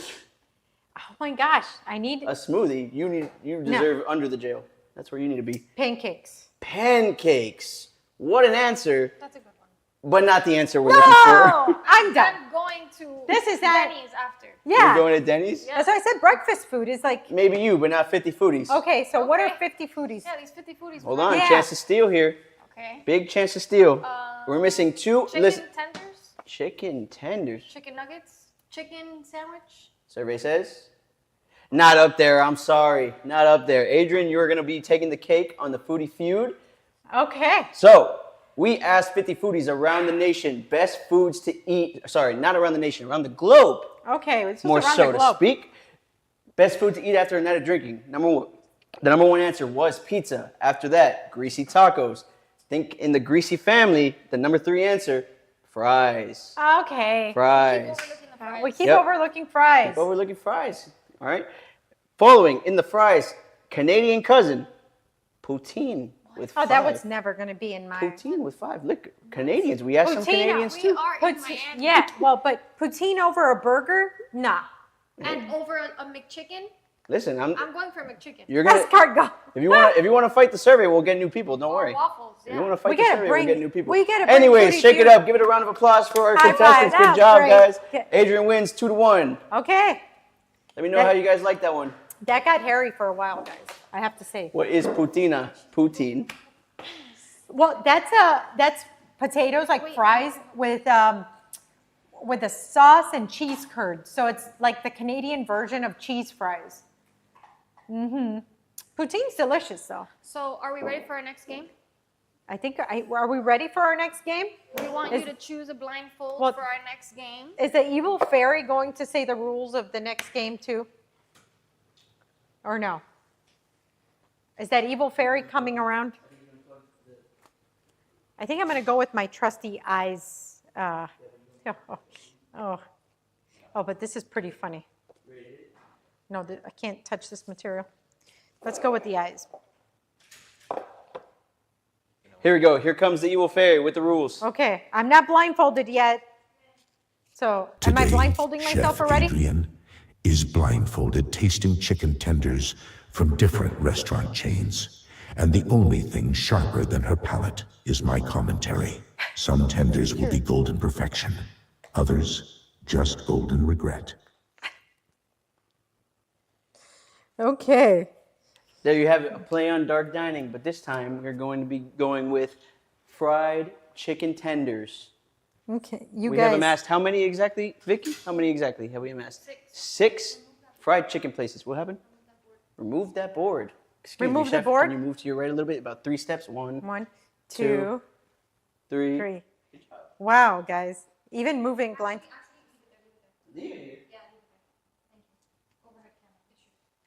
Okay. Okay, back 3 steps, please. 1, big steps, big steps. 2, 1 more step. Ooh, maybe a little baby step over to the left, please. Okay, I know I'm here now. Okay. We're not ready for you yet. Okay. The anticipation. I have to say, this is giving me all types of anxiety here. Can you guys get me water just in case something's not, Yes, Kitchen Fairy, can you get her? or something, anything that's, and if there's not one down here, it could be in the pantry, there's warm water. It's fine. I'll get a cold one, I think. Oh, I don't know if there's any left. You know what's, this reminds me of our water tasting. Ooh, that was Water so right here? good. Oh, thank you. Where do you want to leave it? I'll On you? just leave it on the side here. It's fine. Ooh. All right. Okay. Are we ready? Okay, I'm ready. We're gonna start in the center. Like, am I in the center though? Yes, but Okay. I will guide your hand to where you're starting. Okay. Okay, there's 6 different chickens. Okay. 6 different chickens. This is the first one. Okay. You're gonna move your right hand more towards the second tray. Okay. Oh, there's a second tray. here. Yes. Okay. And now this is your first chicken.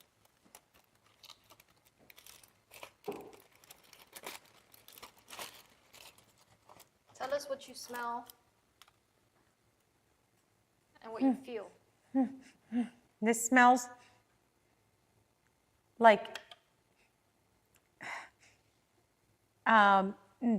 this smells like cardboardy, and I feel something very tough. It's almost tough to break here. Oh, the chat is saying give her tequila. You want some tequila before? Guys, I haven't eaten anything except the cappuccino and a bite of Kugelman. I don't think that tequila is a good idea now. But if you want to make me a margarita. Okay.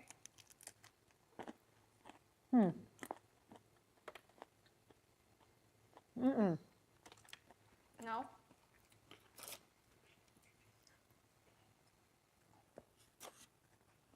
No flavor. And when you, no, No? no flavor. No flavor? You're not tasting anything? 0 flavor at all. All I can taste is oil. So when chicken actually gets cold or room temperature, you resort to whatever it tastes like, the spices. That's what comes up first. And there is no flavor in this whatsoever. And the chicken's not juicy or anything, and there's way too much breading here. It's like all breading, and it's extremely hard. And this, I can't eat, it's Yeah. even hard to rip apart whatever this. Do you want us to warm these up for you? No, because the true taste test is when it's cold. Do you have any guess of where this could be from? No, What would you rate it out of 10? a 1. A 1? This is a 1 out of 10 for me. All right, but we need your guess. Ah, Because if you get it wrong, we have a spicy question for you. the thing is, I've never had one this bad. Please tell me this is not Chick-fil-A. No. But is that your final answer? Remember, we have a question if you get it wrong. Is this chain restaurants? Yes. They're all chain restaurants. They're all big-time corporation chains, Adrian. All big-time corporation chains. Yep. Feel the texture. That's what I'm trying 'Cause to. I feel like that would give it away. Is this Burger King? Burger King's my final answer. Burger King is your final Yeah. answer? Okay. It's wrong. Ah, Okay. So this means Okay. you're answering okay. an open relationship. Oh, sorry. You're Go. answering a spicy question. Okay. A spicy question. These fairies, All right. I tell you. The question is, it's totally okay to pee in the shower. It's totally okay to pee in the shower. In any shower or your shower? Any shower. No, don't do that. In other places. Your shower, your prerogative, but any shower, that's a no. All right. Do we tell her where that chicken was from? Yes, let's tell her where it's from. So that was Popeyes. Stop! Popeyes! Oh, oh no. 1 out of 10. You're not liking Popeyes, are you, Chef? And I didn't know that about myself. I didn't know that I didn't truly like Popeyes. I am so sorry. Okay. All right, let's go on to the next one. Place your hands in the center of the board again. Am I in the center now? Yes, you are. Okay. Right here. This Okay. is your second one.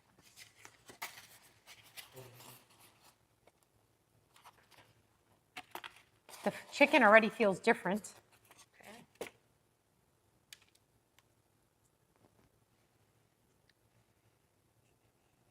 Okay.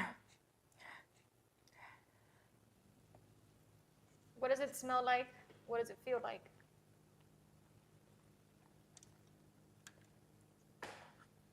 This is chicken forward. The breading is terrible, like it's soggy. No flavor either. But not bad. I'd rather have this way over Popeyes. Can we get a kitchen fairy to make her a margarita? There's some tequila right there. Is that tequila mix, or do I have to make my own mix? There should be mixed there. There should be limeade in that other cooler. Just giving you a shortcut. And the other cooler in the back. No. Missing salt. There's no spices. A good chicken tender for me has to have that perfect balance on the batter. Good crispiness, but not too much. The chicken is really good on the inside of this, but there's no flavor. This tastes like this chicken was brined. But for this to be good, I need flavor. It's not even reminiscent of black pepper, as an example, which black pepper is popular on fried chicken. You don't need much more than that, but I could tell it's brine, but still not good. What would you rate it out of 10?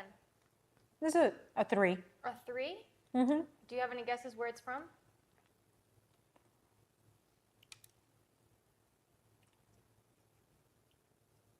Let's go with Chick-fil-A.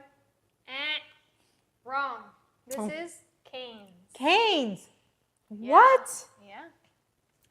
It's cold Cane's. Okay. So So it's all in the cane. Did anybody bring sauce? we did. What can You I wanna get try the Cane's? cane sauce? I need, because then we know that the magic in Cane's is in the sauce. After I want to read the chat, if what they think about all these chicken places. So let me know if there's sauce here, because I want to know if this changes my experience.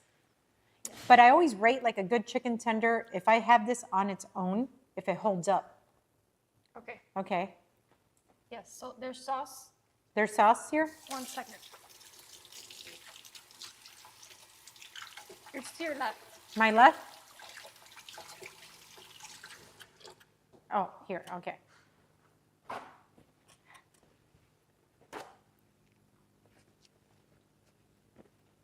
Mm-hmm. Now you taste it. So it's Oh my God. Total different experience. This flavorless chicken tender is the perfect vessel for this great sauce. So if that's Cane's objective, to be like Dunkin', which it is, I think, that's perfect. Yes. And this is chicken forward, like I said. It feels like this is a good chicken product, and it feels like the chicken is even brined. With the sauce, I would repeat this, and with the sauce, this went up to an 8. Okay. So you're giving Cane's 8 out of 10. With the sauce. All right. Okay. Do you need a napkin? Yeah, because I somehow dunked my left hand in there. Okay. All right. Okay. We're going on to our third chicken tender.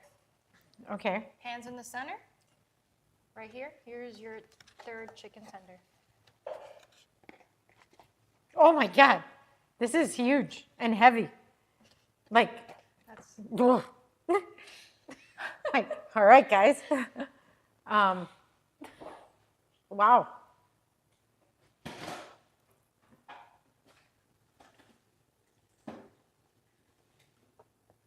what do you smell?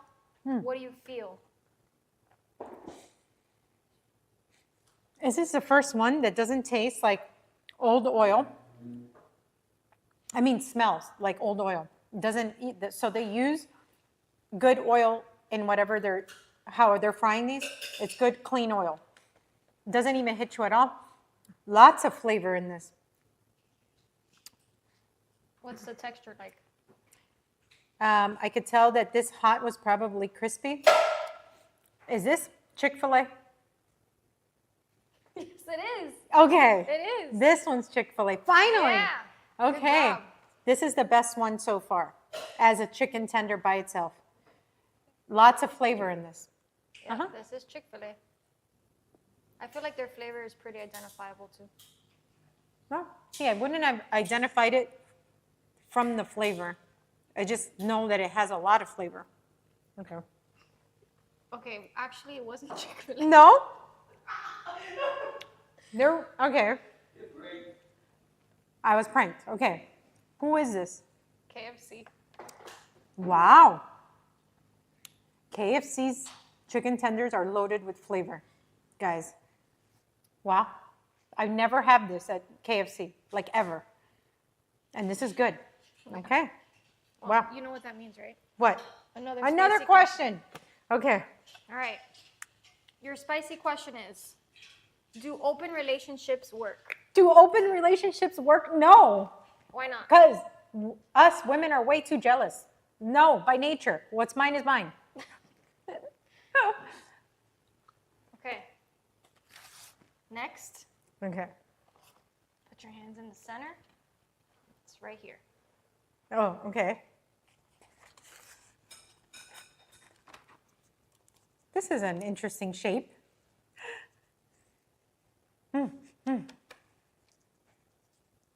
Right off the bat, does it smell like anything? This smells more of a fast food chain type of, I know they all are, but like common one. Not rancid oil though. What does it feel like? Like more crispy.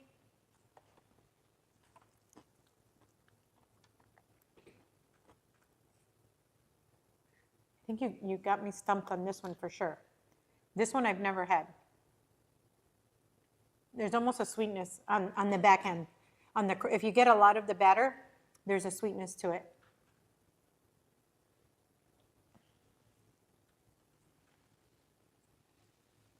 Oh, Less, Okay. huh? no, keep going. Less flavor than the KFC one, but there is some flavor to this. So this is a 5. This is a 5 out of 10. I'm gonna go with this being, let's see if another one is Burger King or McDonald's. Wrong. Either one, okay. You'll never guess where this is actually from. I won't guess. You won't You guess. stumped me on purpose. Okay, Are you go. ready? I'm ready. So 5 out of 10, This is a 5 out of 10. and Burger King is your final answer? Yeah. All right. It's Taco Bell chicken tenders. Okay, I knew it was like a chain, like it's that type of. Did you know they had chicken tenders? No, I didn't even know. This wouldn't have even been an option. So we should have just gone with a question. Because I would have never thought. Okay. All right. Your hot takes question is, sweet potato fries are healthy. They are not healthy. Sweet potato fries are not healthy. Anything that's fried like that is not going to be healthy. Oh, gosh. But are they delicious? Yes. Okay. Next, Okay. right here. Oh, actually, the kitchen fairy brought you your margarita if you want Oh. to take a sip of that and tell us Oh, how that yes, and I'm going to rate the kitchen I need you to fairies. rate me as harshly as I rate your food. This is such a big margarita. Is this because you guys want to drink this after? What kind of glass? There's glassware everywhere here, guys. He gave you a stadium cup. Oh. Not bad. Not bad. It's too sweet. However, it's not bad. I've had way worse margaritas out there. It's worth a second sip. Somewhat of a mixologist myself. You've had practice. Yeah. I just did this on Saturday, actually. Okay. This is really good. Okay. What are you giving it out of 10? This is Yeah. this is a 7 out of 10. Ooh, I'll take it. I will take And- it. Hire him at the restaurant, maybe. If this doesn't work out, guys, I'm going straight to that bar at that restaurant. That I was But not to- expecting much worse. But not to work. That's a good one. Okay. Next. Okay. Right in front of you is your next chicken. Your second to last. Tell us what you smell. Tell us what you feel. Okay. This is comforting because it's not that rancid oil smell. I cannot smell the oil on here at all. And let me see. I like when I feel irregular shapes because it means it's actually cut from like a good like chicken, not synthetic processed crap that is all uniform shape. Okay. Let me see the ends. I also hate when I get to the end and it's all like batter. I know it's gonna hurt like the roof of my mouth. Yeah. Uh-huh.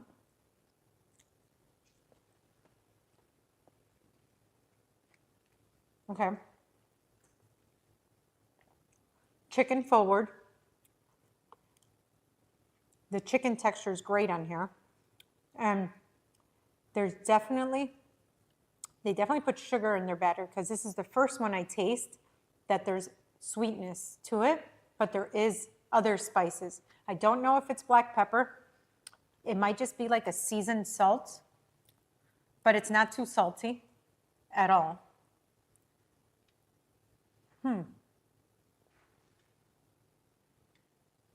This is the closest one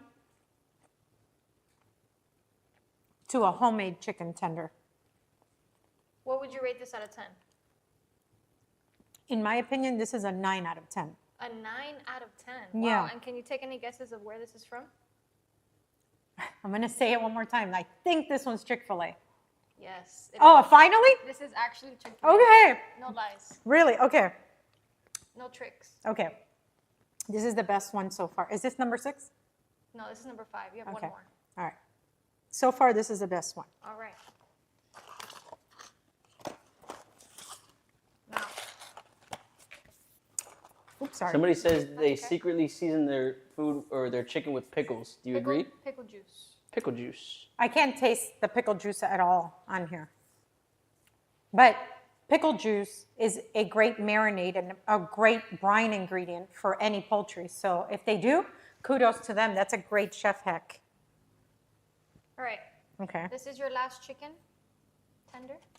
Sorry, I was like giving you resistance there. Like, don't lower my hand. Oh my gosh. Okay. Tell us what you smell and what you feel. This texture is already weird. And here I smell oil. It's not rancid oil, but I smell oil as the first, like the first ingredient. Very dry and salty. Oh, Oh, it's bad? it's just very salty. Get her some and margarita. Dry. I need it. Yeah, her some give me some margarita. Here, it's right Where? here. Oh my God. She's gonna... Forgot you can't see.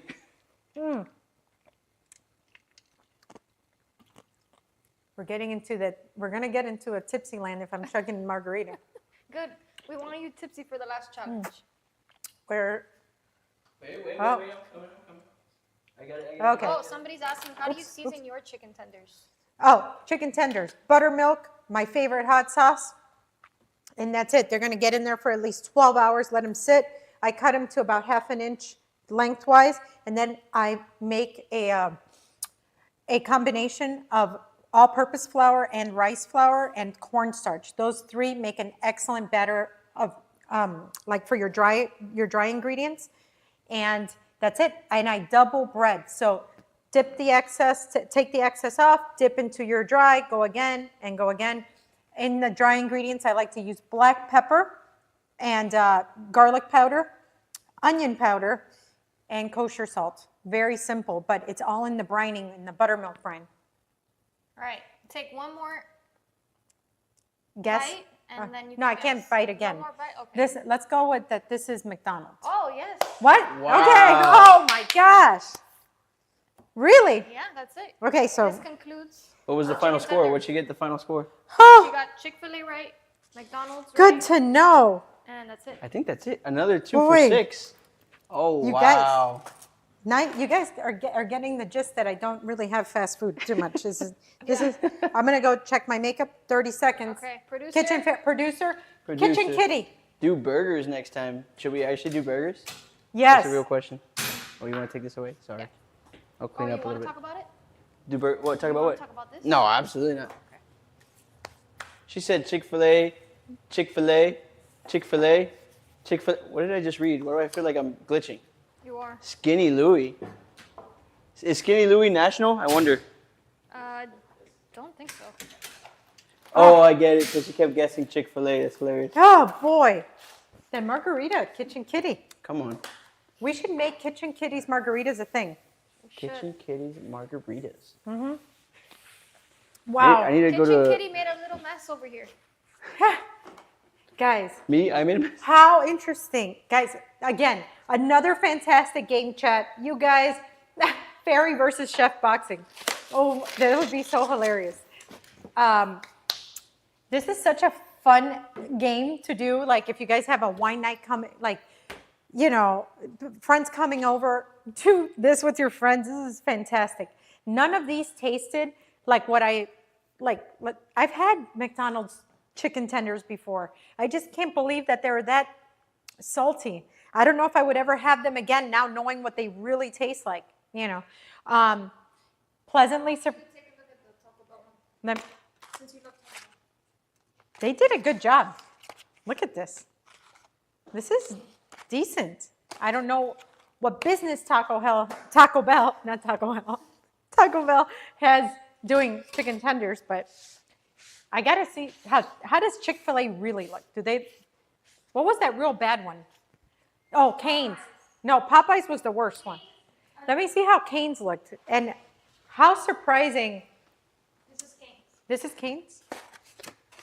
The sauce really makes the canes. Huh? It's because it was cold. Because, yeah, but look, like even in their batter, you see how the batter doesn't really stick? They're super chicken forward, which can be appreciated, but wow, completely different experience with the sauce. Okay, All right. margarita and tahini rim. Yes. Okay, Kitchen Kitty, next margarita, make sure there's tahini on the rim. Okay, bro. I'm a tahini girl. Wait, can you like real quick culinary school moment? Actually, Yes. I was trying to make margaritas this past Saturday, and I couldn't find. I don't know how to do the tahini rim. Where did you get You have ice to rim like it this? before you pour. I found it. You have to rim it Was before that a you no-go on the- pour. No, I mean, where was this ice? He got my bourbon cocktail ice. No. Kitchen Kitty found, you went in this freezer and everything? Oh my God. There's an ice machine. I right, don't live here. Okay, clown, bro. Come on. Mm. My own mom. But this was good. This was really good. Okay, so what were you asking? I can't do a tahini rim. I tried. I made the plate. You have to be kidding me. Who No, I says? can't do I it. think you guys should. Let's you do a should teach tahini them rim. how to rim Yeah, it. do it. You Okay, should do it. Kitchen Fairy. Can you just bring me a tiny little plate? Yes. And there's a lime on this table here. Okay. Just bring me that and That's then. what I did. I did all that. He's Okay, I'm gonna efficient. show Let's you give now. him I that. actually have a Yeah, plate I get right the here. job done. Huh? They said he's efficient. Let's give him that. I get the job done. I see Thank a problem. you. I answer a problem. Really? I see a problem, I answer. How diligent. Okay, so Cancel him. Why am I canceled? cancel it. Oh no. Thank you. Okay. So, This is the glass for a margarita. yeah, for a good margarita. Not this one. Not the stadium. Not the stadium cup. I also want to know where you found the stadium cup. Listen. Okay. This is my house now. Yeah. Oh my gosh, that's so much tahini.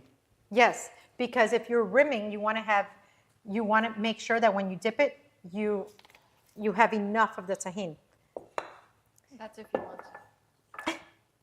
Okay, so I'm taking the glass, and this would work on anything, on any glass. Ah. And now I'm gonna rim this with the lime all Okay. the way around. Now, if I also want to be, like if I want to cheat, some bartenders do this with agave, so it's stickier. Yeah. But you don't want that because you don't want to put extra sugar, or extra sweetener. Okay, and then now I'm going to go like this. And if I want it thicker, I'm going to press it on one side. I've seen them where they do like designs that go Yeah. all the way down. Oh, And now I that's have so rimmed nice. my cup. Wow. Okay? Okay, here's what I did. Can I show you? Yes. Go ahead. I'm kind of embarrassed. Go ahead. I want to know. And now I'm invested. Okay, so what I did was I grabbed this whole lime, Uh-huh. The whole lime? not the whole lime, like a couple pieces of it. First of all, I started with an empty plate. Okay. I poured the lime on the plate like this. I poured the lime all over the plate, and then I got tahini and I went all the way around All animal control on the kitten. on top of the lime, and then I got the glass and soaked it around in there, and it didn't work at all. No. Okay, well now you got this, right? Do you think Kitchen Fairy, can you bring me another glass?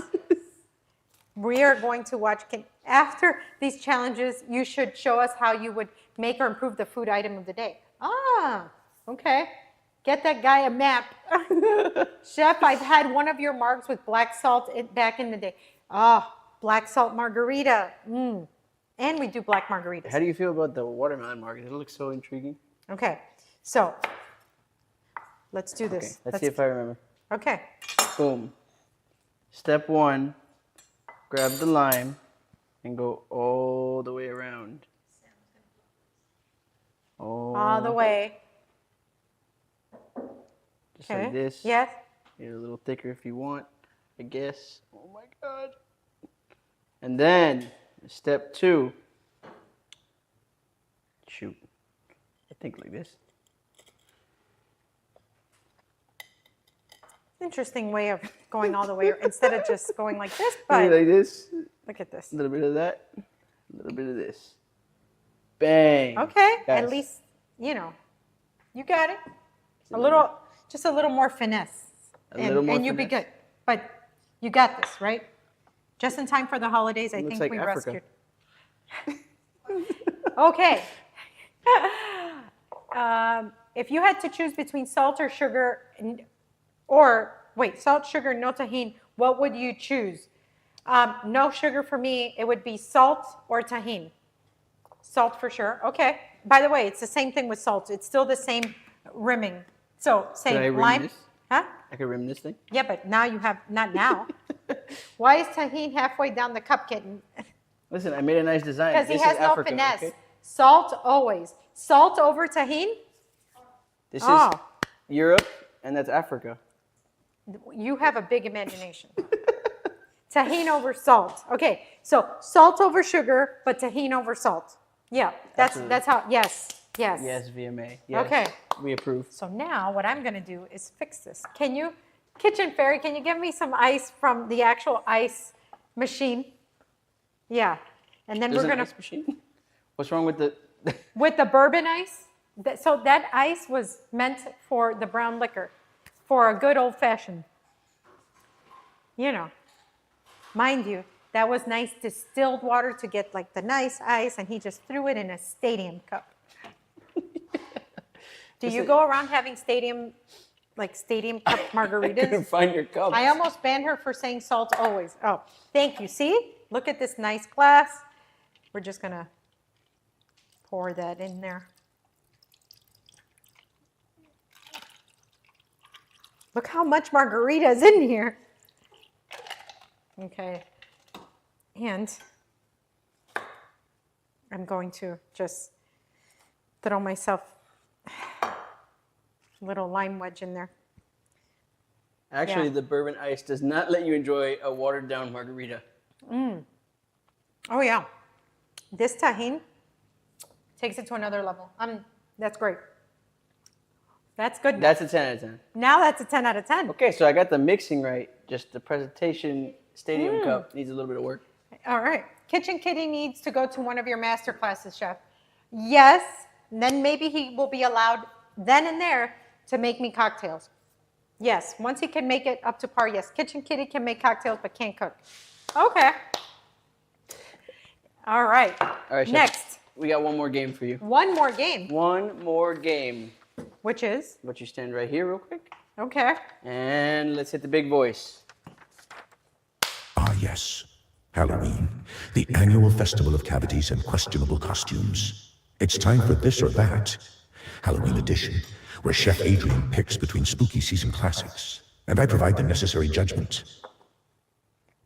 All right, there you have it. We're playing this or that. I am going to give you two things. They're going to go head to head, and you are going to give me the winner of Okay. those two things. There is Okay. no ladder system where we go to the end. I'm just telling you this or that, and you tell me which one you choose. Okay? Okay. Ready? Rapid fire. This is Halloween themed, by the way. Okay. This is in the spirit of Halloween. Here we go. Okay. Ready? Trick or treat? Treat. Treat. Orange or black? Black. Sweet candy, sour candy. Sour candy. All day. Easy. Haunted house or pumpkin patch? Pumpkin patch. I'm too scared of everything. Yeah. Costume party or spooky drink party? Costume party. Ooh. Spooky drinks are silly to me, kind of, like, unless they're really made by a fantastic, like, bartender. But I love a great costume. Vampires or werewolves? Vampires. Why? Because vampires. Because Twilight. Like, because Twilight, exactly. Carve pumpkins or paint pumpkins? Carve pumpkins, yeah. Scary costume or funny costume? Funny costume. No scary. No, No, I love humor, and a funny costume will get me every time. scary. Candy corn or chocolate bar? Chocolate bar. Ew, who eats candy corn? Who are you out there? Why is that even being sold? Is it still being sold? Absolutely. I had the other day at actually Huey Magoo's, they have a candy corn lemonade. A candy corn lemonade. Chat, does anybody out there like candy corn? Does anybody out there like candy corn? Anyways, scary ghost tour or movie marathon? Movie marathon. Pumpkin spice latte or hot apple cider? Hot apple cider. Ooh. DIY costume or store-bought costume? Store-bought costume. Store-bought costume all the way. There you have it. That was this or that. Ooh, that In the was spirit good of Halloween. questions. Yeah. All right. Look Good at job, that. Anyways, Oh, chat, candy corn is just for decoration. Agreed. You used to love candy corn when you were a kid. Not even when I was a kid. Candy trash. Yes, candy corn is punishment. Yep. Oh, Drake or Kendrick? Drake or Kendrick, this or that. Hey, that's good. So who, Drake or Kendrick? Drake. Drake or Kendrick? I agree. It's Drake all day. Okay, so. Oh, guys. There's some beef. There's some beef in our production studio. Kitchen Kitty or Kitchen Fairy? Both.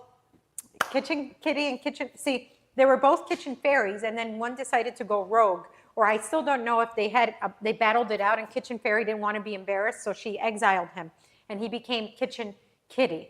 So we don't know what happened there, but now there's a Kitchen Fairy and a Kitchen Kitty. Anyways, All right, what's next? we have our challenge of the day. If you're here watching for the challenge of the day, type in the chat, say I am ready. Say I am ready right now. What is the challenge? Let me tell you the challenge. Actually, let's have the big voice say the challenge. Welcome to the Relay Cooking Challenge. 3 humans, 1 dish, and absolutely no coordination. Each person takes turns cooking alongside Chef Adrian, passing off the recipe in real time. They'll need teamwork, timing, and maybe a miracle to get a finished dish because apparently chaos is a team sport. Yeah. As we all saw last time on the last challenge, chaos is a team sport, okay? And we're no stranger of chaos. Me, myself, I consider myself an agent of chaos. So we are going to be working together to complete a dish that Adrian has provided the recipe for us. If you guys want to follow along this dish, please type !steak in the chat. I think we're making steaks today, right, Adrian? We are making looks like skirt it. steaks with chimichurri.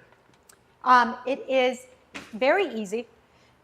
Skirt steak is a fantastic cut of beef. It gives you that real beefy flavor, tender if you cut it along the bias. We're going to season it very simply, and then we're going to make a sauce that's beloved all around the country. It's herbaceous. It's very, very bright. It brightens up any steak. You can also use it on chicken or fish, but it's infamous with a skirt steak, and I'm going to show you how to make it really easy. But we are going to play this really fun relay game. But Let's get a bowl. Let's get a tiny bowl real quick. I'm very confident that Kitchen Kitty and Kitchen Fairy can really do a great job. Sorry for the loudness. It's okay. All right. So, Okay. to keep it fair, we don't want it to be so easy to challenge. We feel that Adrienne is such a talent in and of herself that she can clean up Thank any you. of our messes. We are going to be taking turns, basically drawing our order. Right? Correct. So the goal is, if you get third, you can clean it all up. That's but right. if you get first, you're screwed with whatever we come up with. Correct. Or not screwed. I guess we're working together. But still. So just to be clear, so to my understanding, is there's a time limit? Ooh. Like when are we passing the baton? At what point in the cooking process?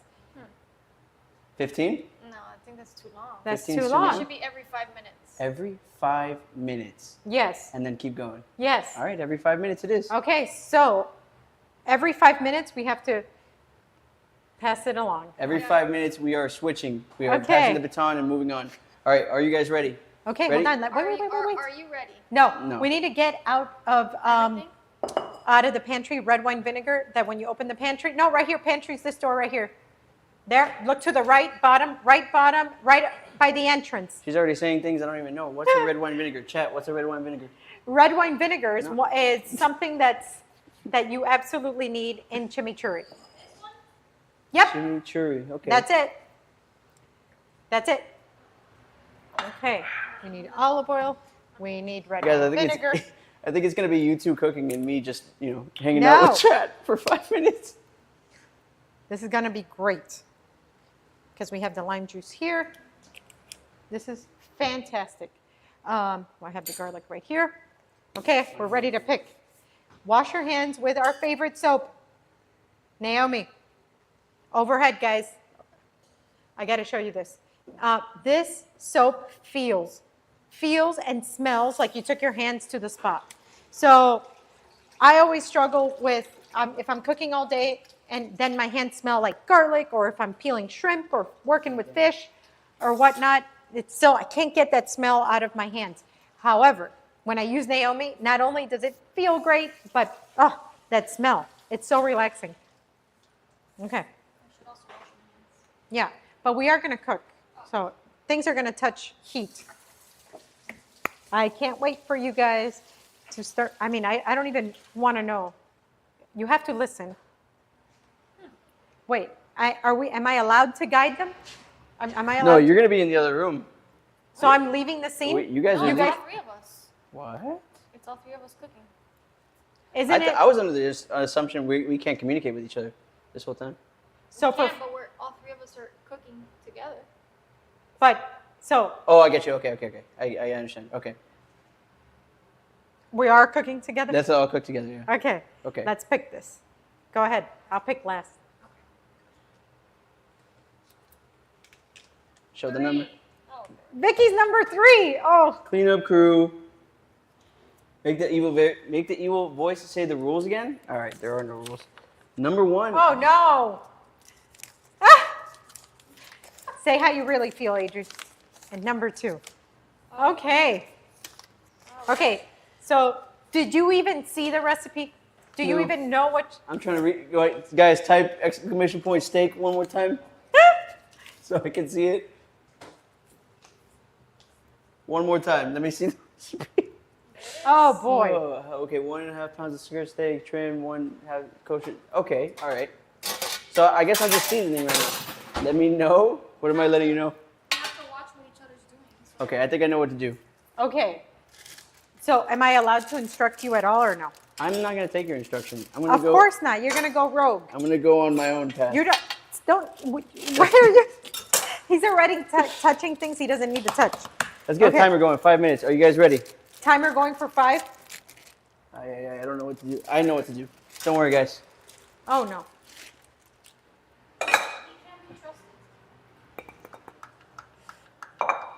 Wait, I think this was for that. One of these is for that. No. I think So this is for that. let's talk about what the dish is. I know what the Skirt dish is. steak with chimichurri. Yes. Skirt steak. Okay. I give him the vessel in which I wanted to try everything on the stream, but I'll pass on this one. That's insane. Okay, now we're gonna get kosher salt. That's what the recipe says. Is the a timer on? teaspoon. I don't see a timer. Is the timer on? For 5 minutes. He's already eaten up like 2 minutes of this. That feels like half a teaspoon to me. Maybe one more pinch. I'm Alright, keeping that's track here. You've already eaten up 2 minutes of this stuff. good. Half a teaspoon of black pepper. Jesus Christ, it's so deep in there. Okay. Yeah, just like that. Okay. And then you gotta really get it in there. Oh, there's another side. Guys, I forgot about the other side. What do He I do? forgot about the other Oh, side. there's another side. More salt. Maybe a little bit more salt. Oh my goodness. Okay. Okay, wait, hold on. I think just a tad more on here. Right, that's it. Some black pepper. Easy peasy. Easy peasy. Where's the garlic aioli, guys? Is that chef term? Chef terminology? Where are you reading garlic aioli? I don't know. He's not even reading the right Because things. you have to pet your steak. Oh my Pet god. your steak. Make sure it moves. Is that your kitten language? Pet your steak.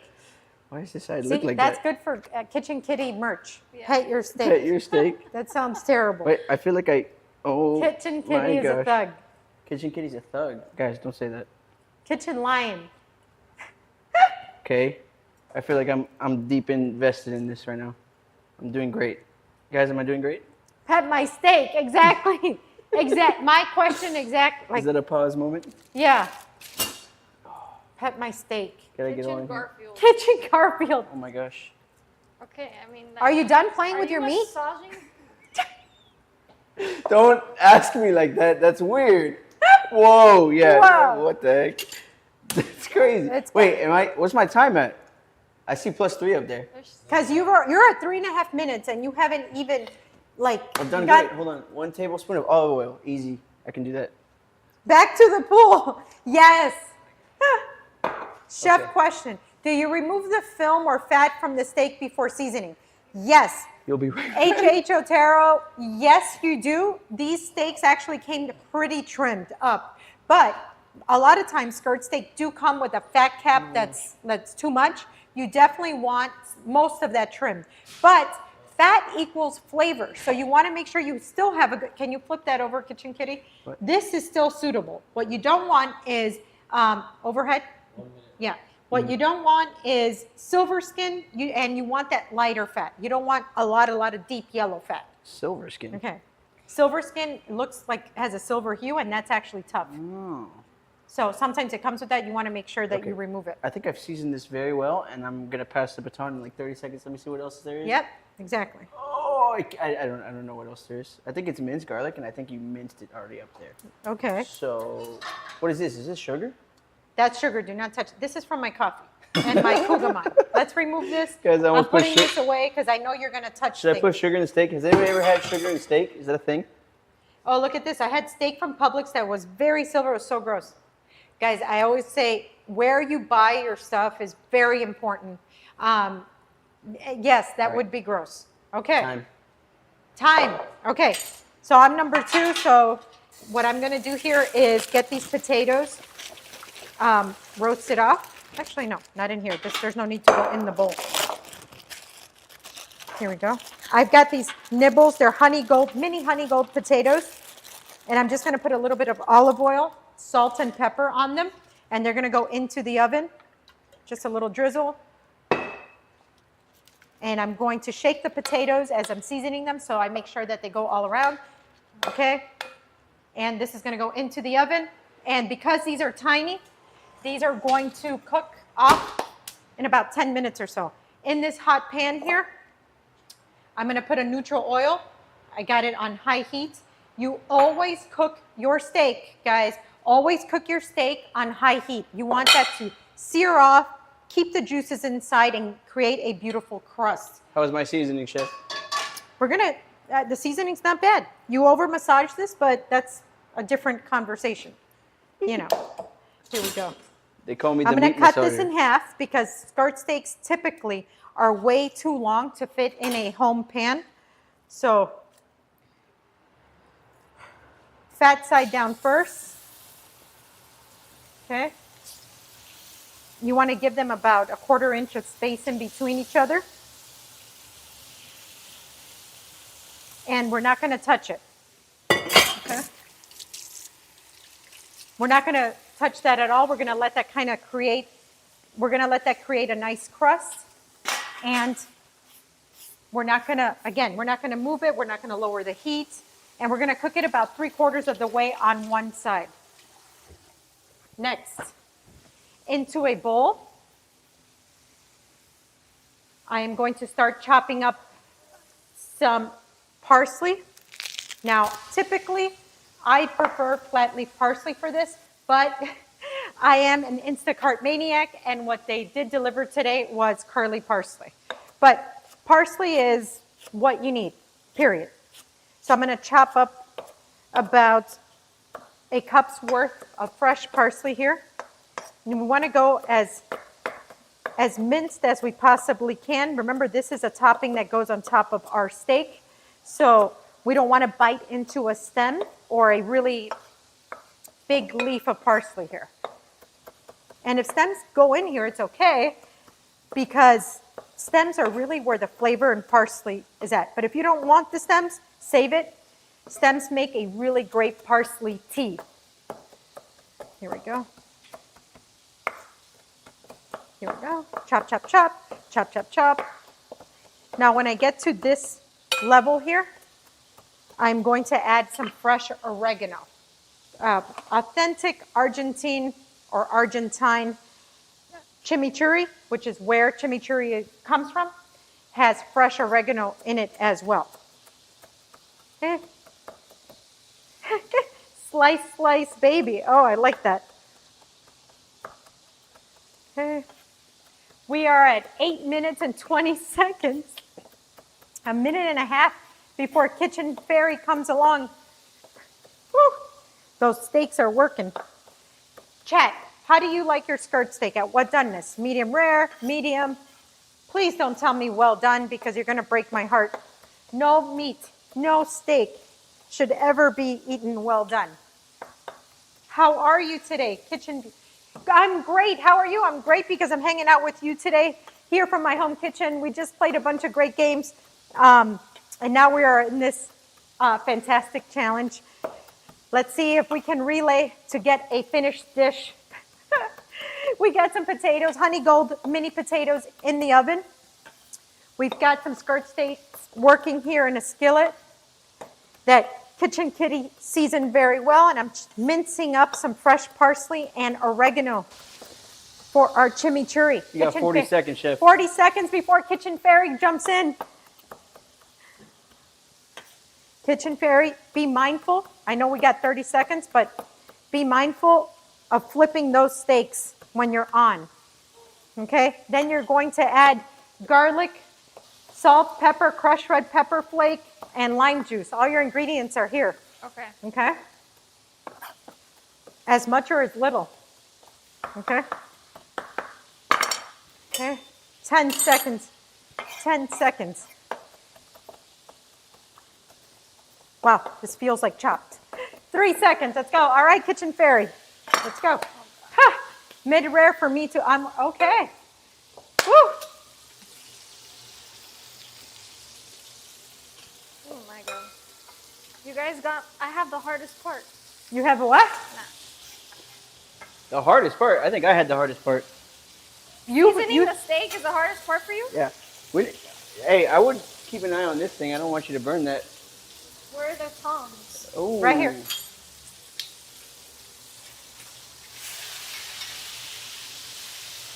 All right. I would be too afraid to do that. I need that hack. Hey, Kitchen Fairy, I can tell Kitchen Fairy cooks. I would need that hack that we saw the other day. You know the one. No, that is terrible. Said lime. The kitchen fairy needs headphones on so she can talk loud again. Yes. Yep. Doesn't Okay. Oh my God, she put all the red pepper flakes. Ooh, it's gonna be a spicy Oh! steak. I like that. Spicy steak. I like it. Wait. What else do I need to add here? Put the recipe thing again? Drop the recipe again in the chat. That is a great amount of half a teaspoon. oil? Yes. Look at this, half a teaspoon of red pepper flakes. That's like a quarter cup. That's like 5 cups of olive oil. Yeah, it needs No. to be wet. What? Can I use? Yeah, no. No, that's dirty. No. Let me get you a spoon. We gotta get this off the stove. Turn this off. Turn it off. Just turn it off. There you go. Let it stay. Let it stay. Stay there. Yeah. Holy, she has a heavy hand. This needs garlic. It's right here. Oh. The fairy's gonna burn the kitten's mouth. Yeah.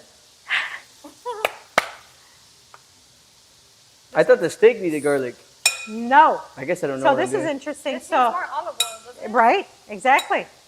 Wait. Yeah. No, you're right. Some people like their chimichurri dry. No. Some people like it wet. Okay. A Keep lot going. more. Uh-huh. Sorry about that. There you go. You got 2.5. Did And you then already I'm put switching in. salt and pepper in here? I don't know. Go ahead. Do it. What's your instinct tell you? Salt and pepper, Yeah. but I need to make my own chimichurri. I love it at the restaurants. Oh, thank you. Oh, thank you. Okay. It's looking good. I would still add. Is there Chef, no real you peppers? should make a sushi. Oh. oh, we should. We should like Is be there like no- an assembly line with our sushi. Oh, could you imagine? No. Is there no what? Here we go. I would add a little more garlic. More garlic? Yeah. Oh, you're taking the hints. Is there no real peppers in chimichurri? Nope. It's garlic, it's parsley, oregano, crushed red pepper flakes, a lot less than what Kitchen Fairy added in there. But this is going to be a spicy one, and I think it's still going to be very delicious. Some people add lime juice, some just stick straight to the red wine vinegar, and then a lot of extra virgin olive oil. Black pepper and lemon juice? Yep. We don't have You added lime juice, so Okay. and There's a you- marg right here. Ah, That has lime. okay. Okay. I would still Flip add a the little steaks. more olive oil. Somebody says flip the steaks. Nope, we won't. We don't need to lift them anymore. They cooked on one side Looks too predominantly. dry. More oil. She's already on it. There we go. I think that's good. When you see it kind of floating in those pockets, and that still constitutes as a dry chimichurri. Okay. That's there a we dry go. chimichurri. Chef, for those who may not know, since she added too much of that ingredient, what do you do to balance it back out? Now, when she dumped the crushed red pepper flakes in there, she actually could have just pulled it out. Crushed red pepper flakes are not too spicy, so that's why I chose to like let it ride. It's not like adding habanero or anything like that. But in a case like this, there's really nothing to like balance it out, because you don't want to add sugar or honey to a chimichurri because you're going to take away from that high acid and herbaceousness. So you pull it out, or you kind of just take it. It's a spicy chimichurri, or start from scratch. Or really double up all the ingredients or triple the ingredients. But, you know, sometimes it's way too much. You don't want to do 7 or 8 times. I think you got a the couple amount. more seconds, and then I'm in. I think that's it for this. 5, 4, 3, 2, Oh, he's gonna- 1. Guys, Ah. if you didn't know, I am the novice chef, so I have no idea what I'm doing right now. Can somebody put exclamation point steak in the chat? I don't really know what's next. I have here chimichurri. I'm just gonna whisk it We need around a- because. a- The chimichurri we is need done. a The plate chimichurri is to put done. the Can I steak try on it? the board. Exactly. Chad, should I try this? No, not from the spoon. Exactly. A teaspoon kosher salt, a teaspoon black pepper squeeze, That's fresh lemon done. juice. Okay, my chef intuition is telling me that I need to put this in here. Stop him. Somebody stop him. No. Stop him. I think You I have to- no chef I intuition. think, yes, I do. That you don't have I any. think I have to put this on here like that, Not We're not so we're that even going it to cooks into it. A little That's bit. not going to cook into it. Yeah. We've And then- stopped the cooking process And then here. what we're gonna The pan is off. the pan is off. Yes. Is No. this ready? I wonder. So now, what you have Okay, to what we're take- gonna do is we're gonna transfer this over. So we're going to transfer this over, exactly. But wait, before you transfer, look, he's not even cleaning his area. Oh my gosh. He's not even trying to. There. Put the Put the pan down. Wait, guys, careful. There's a hot pan. No. Oh, Pan goes No. there. All right, guys, don't worry. My chef's into. That was rude. Wait, no. We're going to slice it on Kitchen Fairy and Kitchen Kitten. Hold your horses for 1 second. I think what we have to do is we have to slice them. Ah, burn my hand. Yes. Okay. I need, so I 3 want to minutes. 3 minutes. Come on. I feel like I haven't done anything. Is this put cooking? the kitten down. It's Okay. Okay. So, yes. Slap Before it. Just you slap it enjoy right on the any thing. steak, it is important that you let it Oh. rest for a few minutes because all the juices will kind of ooze out when you cut. Okay. Okay, Wait, put that shit. back. Put That's that pan burning back. hot. Be careful. Yes, exactly. I'm gonna remove these leaves. He's got no taste. The lion fairy is out of control. He's gonna wreck it. Exactly. No, not your slicing knife. This is like a hammer. Like a butcher's knife. Yes. Yeah. This is a slicing knife. And this. That's just good. This is a dough cutter. So where is the tongs? So you still need a tong Okay. to hold it in place. I Easy. said we're resting, so we're not cutting. You're pausing. You're stopping. You're I'm stopping. I'm frozen. The lion fairy Okay. is out of control. Yes. Guys, I feel like I've spent my whole 5 minutes not doing anything. Well, Is this cooking? sometimes you have to pause. Okay? What do you mean? You were decorating out there. You must click the tong 3 times before using. Yes. So you let it rest. Then you're going to slice, start at an angle, not directly like flat. Okay? That's going to make for the most tender piece of meat that you can have. Not So directly hold flat. it in place with your tongue. Let's not cut this one. This one's super thin. Let's cut this one. This is really pretty. This one. Okay, you can cut that one. Okay, so you're going to start at an angle. No. No. What are you doing? It has to be on the board. He cuts in the air. Oh, that's yeah. a perfect doneness. Come on. Kitchen Come fairy. on. This Oh, looks like, shoot. this is crazy. Oh my gosh, how do you grab this all pretty? Oh! How do you. That's a good. You see that, guys? That is that's beautiful doneness, guys. Oh, Wow. Yeah. I think we're kind of like that. Okay, next Yes, slice. it looks like the kitten had sideburns, but it's a headband. The slices need to be thinner. Thinner, thinner slices. I can eat that Yes. whole bite in my No, mouth no. right now. Say I won't. Thinner. All right, fine. What?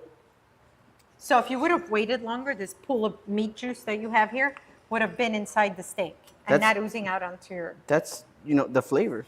Yeah, you're oozing out the flavor. All right. Okay. Maybe a little thinner over here. Yeah, a lot thinner. What's the rules about cutting against or with the grain? Any steak, you're This never cutting with the grain. You're This always one? cutting against Yes. the grain, no matter one? what.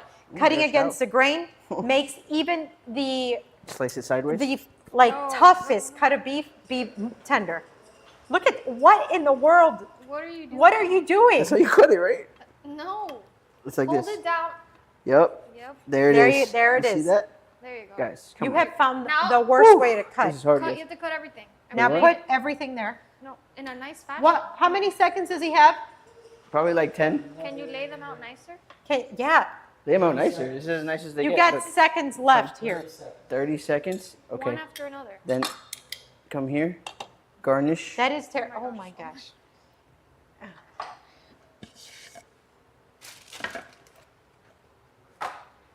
Yep. Okay. Yep.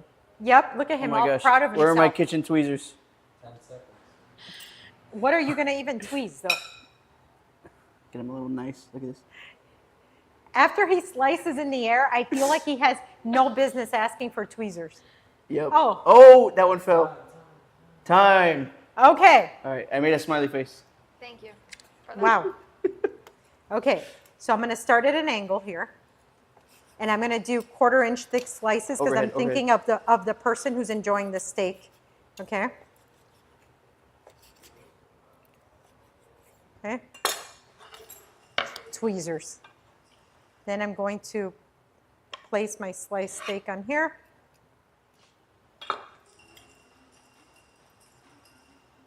I have to say the doneness on this is Move it back great. into frame. Mm. Paper towel, please. You did a good job seasoning this. I have to say. At Good least- job. I do some things right, you know. Okay. Now I'm going to add right down the center, the chimney. Okay. Okay. Yeah. Then going to take, you were on the right path there, okay? I was? Yeah, but just not in the pan. Just here. We're gonna just leave that delicately. Now, remember those potatoes? Oh, we made potatoes? We She had made these in the potatoes. oven. These are nice and, oh, they're sizzling. Okay, Overhead. overhead please. They're nice and popping. Oh, these are They delicious. smell great, let me Yeah. say that. Just simple, olive oil, kosher, salt, and pepper. Now we're gonna place that on the side, just a handful of these. Are they burned? They don't look burned. They look golden They're and crispy. nice. Oh yeah. They're great. You want that skin kind of popping on. Oh, these potatoes with the chimney are just awesome. Awesome. Okay, awesome. Okay. Okay, what do you guys think? I think we did a great job. I think so too. I mean, Wait, that was like 5 minutes. I know. your plating with the tweezers was just a little bit questionable. However, look, we kind of made a meal together. How fast? I think you made a meal. No, think no. I think I made art. That was 25 minutes. Wow, under 25. That's crazy. So that means that when you get home from work or from the gym or from wherever, you have the time to throw together something as delicious as this, right? Yeah. Okay, Maybe I'll so play some relay with somebody else. relay. No, we need to try this. I'm going to bring out a fork and knife Bet. because I think this is some of the best steak and potatoes around. Chimichurri elevates almost everything. Are they burned? No, they're not burned. I told No. Are they burned? Okay. Careful with this pan because it's extremely hot, you. okay? Oh my gosh. All right. I need you guys to try this. Now, the potatoes are extremely hot. Do not put a potato in your mouth. Cut a potato. Make sure you cut a potato if you're going to try a potato. I'm happy you're warning us this time because what you did earlier with the tortellini It's not was my fault. That was not cool. I said it's hot. At least you did it with us in solidarity. look at that steam coming. Oh my gosh. Yeah. There's a lot of steam coming Now, out do you of that. guys see the color of this potato? You see how yellow it my is? God. That's because it's a Oh, it honey is. gold potato. And that's how nice and sweet these are. Okay. This is a sweet potato? No. An actual sweet potato? Careful with the heat. All right.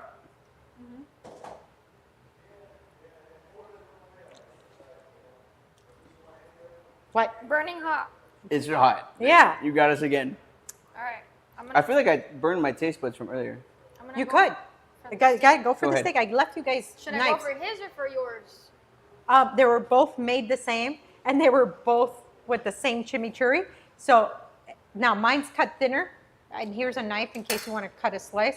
His got that big, It's called a man's cut. Okay. a man's cut. Okay. All right, Kitty.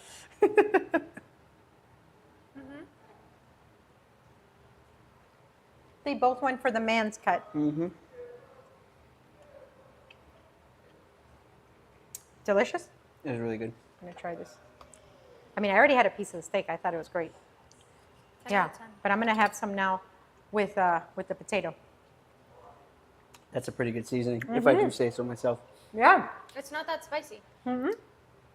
You thought you overspiced it? I thought I put too much red pepper flakes. Oh no, it'll permeate there. That'll when it sits, it'll get. Yeah, I get a lot more oil. Yeah. You know what I would like though? I would like a little bit of lime, a little bit more citrus You want more lime on that? in that chimichurri. Okay. So sounds again, nice. that's the best part of cooking. You adjust it to your personal preference. So, yeah. Yeah. Okay. So, chat. What do you guys think? Is this something that you would make at home?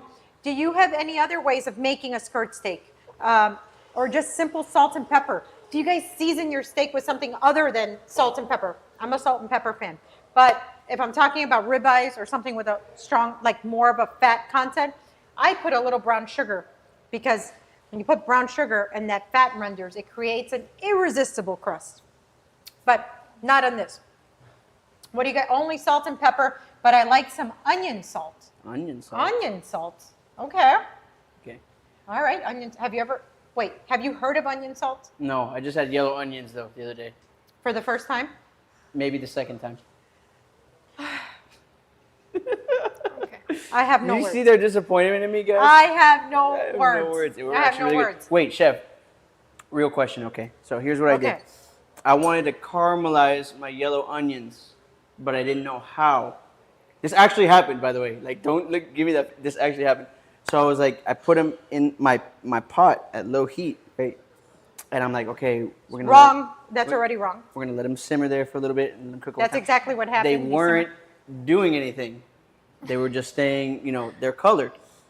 So what I did was I said, okay, let's turn up the heat a little bit Okay. to like medium heat. Like After you simmered them. Yeah. And they're like boiling in juice, probably. Yeah. Butter and oil or whatever. Uh-huh. And so then I turned it up to like a 6. I started moving them around and I said, they're not getting the golden brown that I wanted them to get to. So you know what I did? What? I got a little bit of all natural maple syrup and I threw it in the pot. Okay. Is that a good move? That's a good move, but It was just a Not- dash of it. It was like a no. So the best all-time caramelized onions, Yeah. yellow onions, butter, and a neutral oil. Because if you do it all butter, again, the butter will burn and it will turn bitter. Adding the neutral oil will elevate the butter's smoke point, but you will get all that butter flavor. Okay. High heat, always high heat. You will extract the moisture from the onion, but it will evaporate. You're not going to sit in there and stew the onions. In there, after they start to cook a little bit, salt, pepper, light soy sauce, brown sugar, Worcestershire sauce. So I wasn't far off with the maple syrup. No, it's just the wrong method. You weren't. Just missed the mark a little bit. Yes, stir that around and cook that on high heat until it all makes this delicious oniony caramel. Never low, never slow, like Okay. that. Not So for it's fast. caramelization. It's very fast. fast. Yes, Okay, soy okay. sauce imparts umami and also is a catalyst for those sugars to work. And you're going to caramelize the onion, not stew or simmer it. I like that. I feel like that would have complemented this dish just a little bit. A yellow onion. Caramelized onions, yeah. Caramelized yellow onions. Anyways, Yeah. this dish, I'm giving this dish I'm giving it a 9 out of 10. 9, okay. 9 out of 10. That's good. Yeah. What would you give this? A 9 out of 10. This has been your guys' most impressive cooking methods since we started. We're getting better, little by You're little. getting better. Uh-huh. I'm midway through my freshman year of culinary school. Maybe Vicky's No, Vicky's you're not even day one. If Kitchen Kitty went to culinary school, we'd be starting like, this is a knife. This is a bowl. This is where we're at. Okay. Vicky's like a junior in culinary school. You made it Yeah. look so easy. Yeah, Yep. it's what I do. Guys, I always see. no, not you. Food, guys, it doesn't have to be boring. It doesn't have to be difficult. But in my opinion, it does have to be delicious. It has to have some maximum flavor. I'm allergic to boring, and I know if you're watching, you're allergic to boring as well. So it's recipes like this that make you want to dive in, that make you really want to enjoy it with a glass of wine, with a cold beer, or with an iced tea, whatever it is. But we did this in under 25 minutes. You can too. A few ingredients, some great ingredients, and it's just maximum flavor. I got to tell you, I got to thank you for coming out and hanging out with us today on the stream. It was a blast. Thank you for coming over. Catch us again on Wednesday, right? Wednesday at noon, right? Wednesday at noon for more coffee time, a couple more maximum flavor style recipes, some really fun games, a hilarious challenge. And again, we're just here to have some fun. Thank you for coming. Again, please subscribe on wherever you get your streams from, but please subscribe on Twitch. And if you are an Amazon Prime member, you get to subscribe for free. Thanks for hanging out with me. Next time, Kitchen Kitty. Not a stadium-sized cocktail, but, and the right ice. Guys, we will see you next time.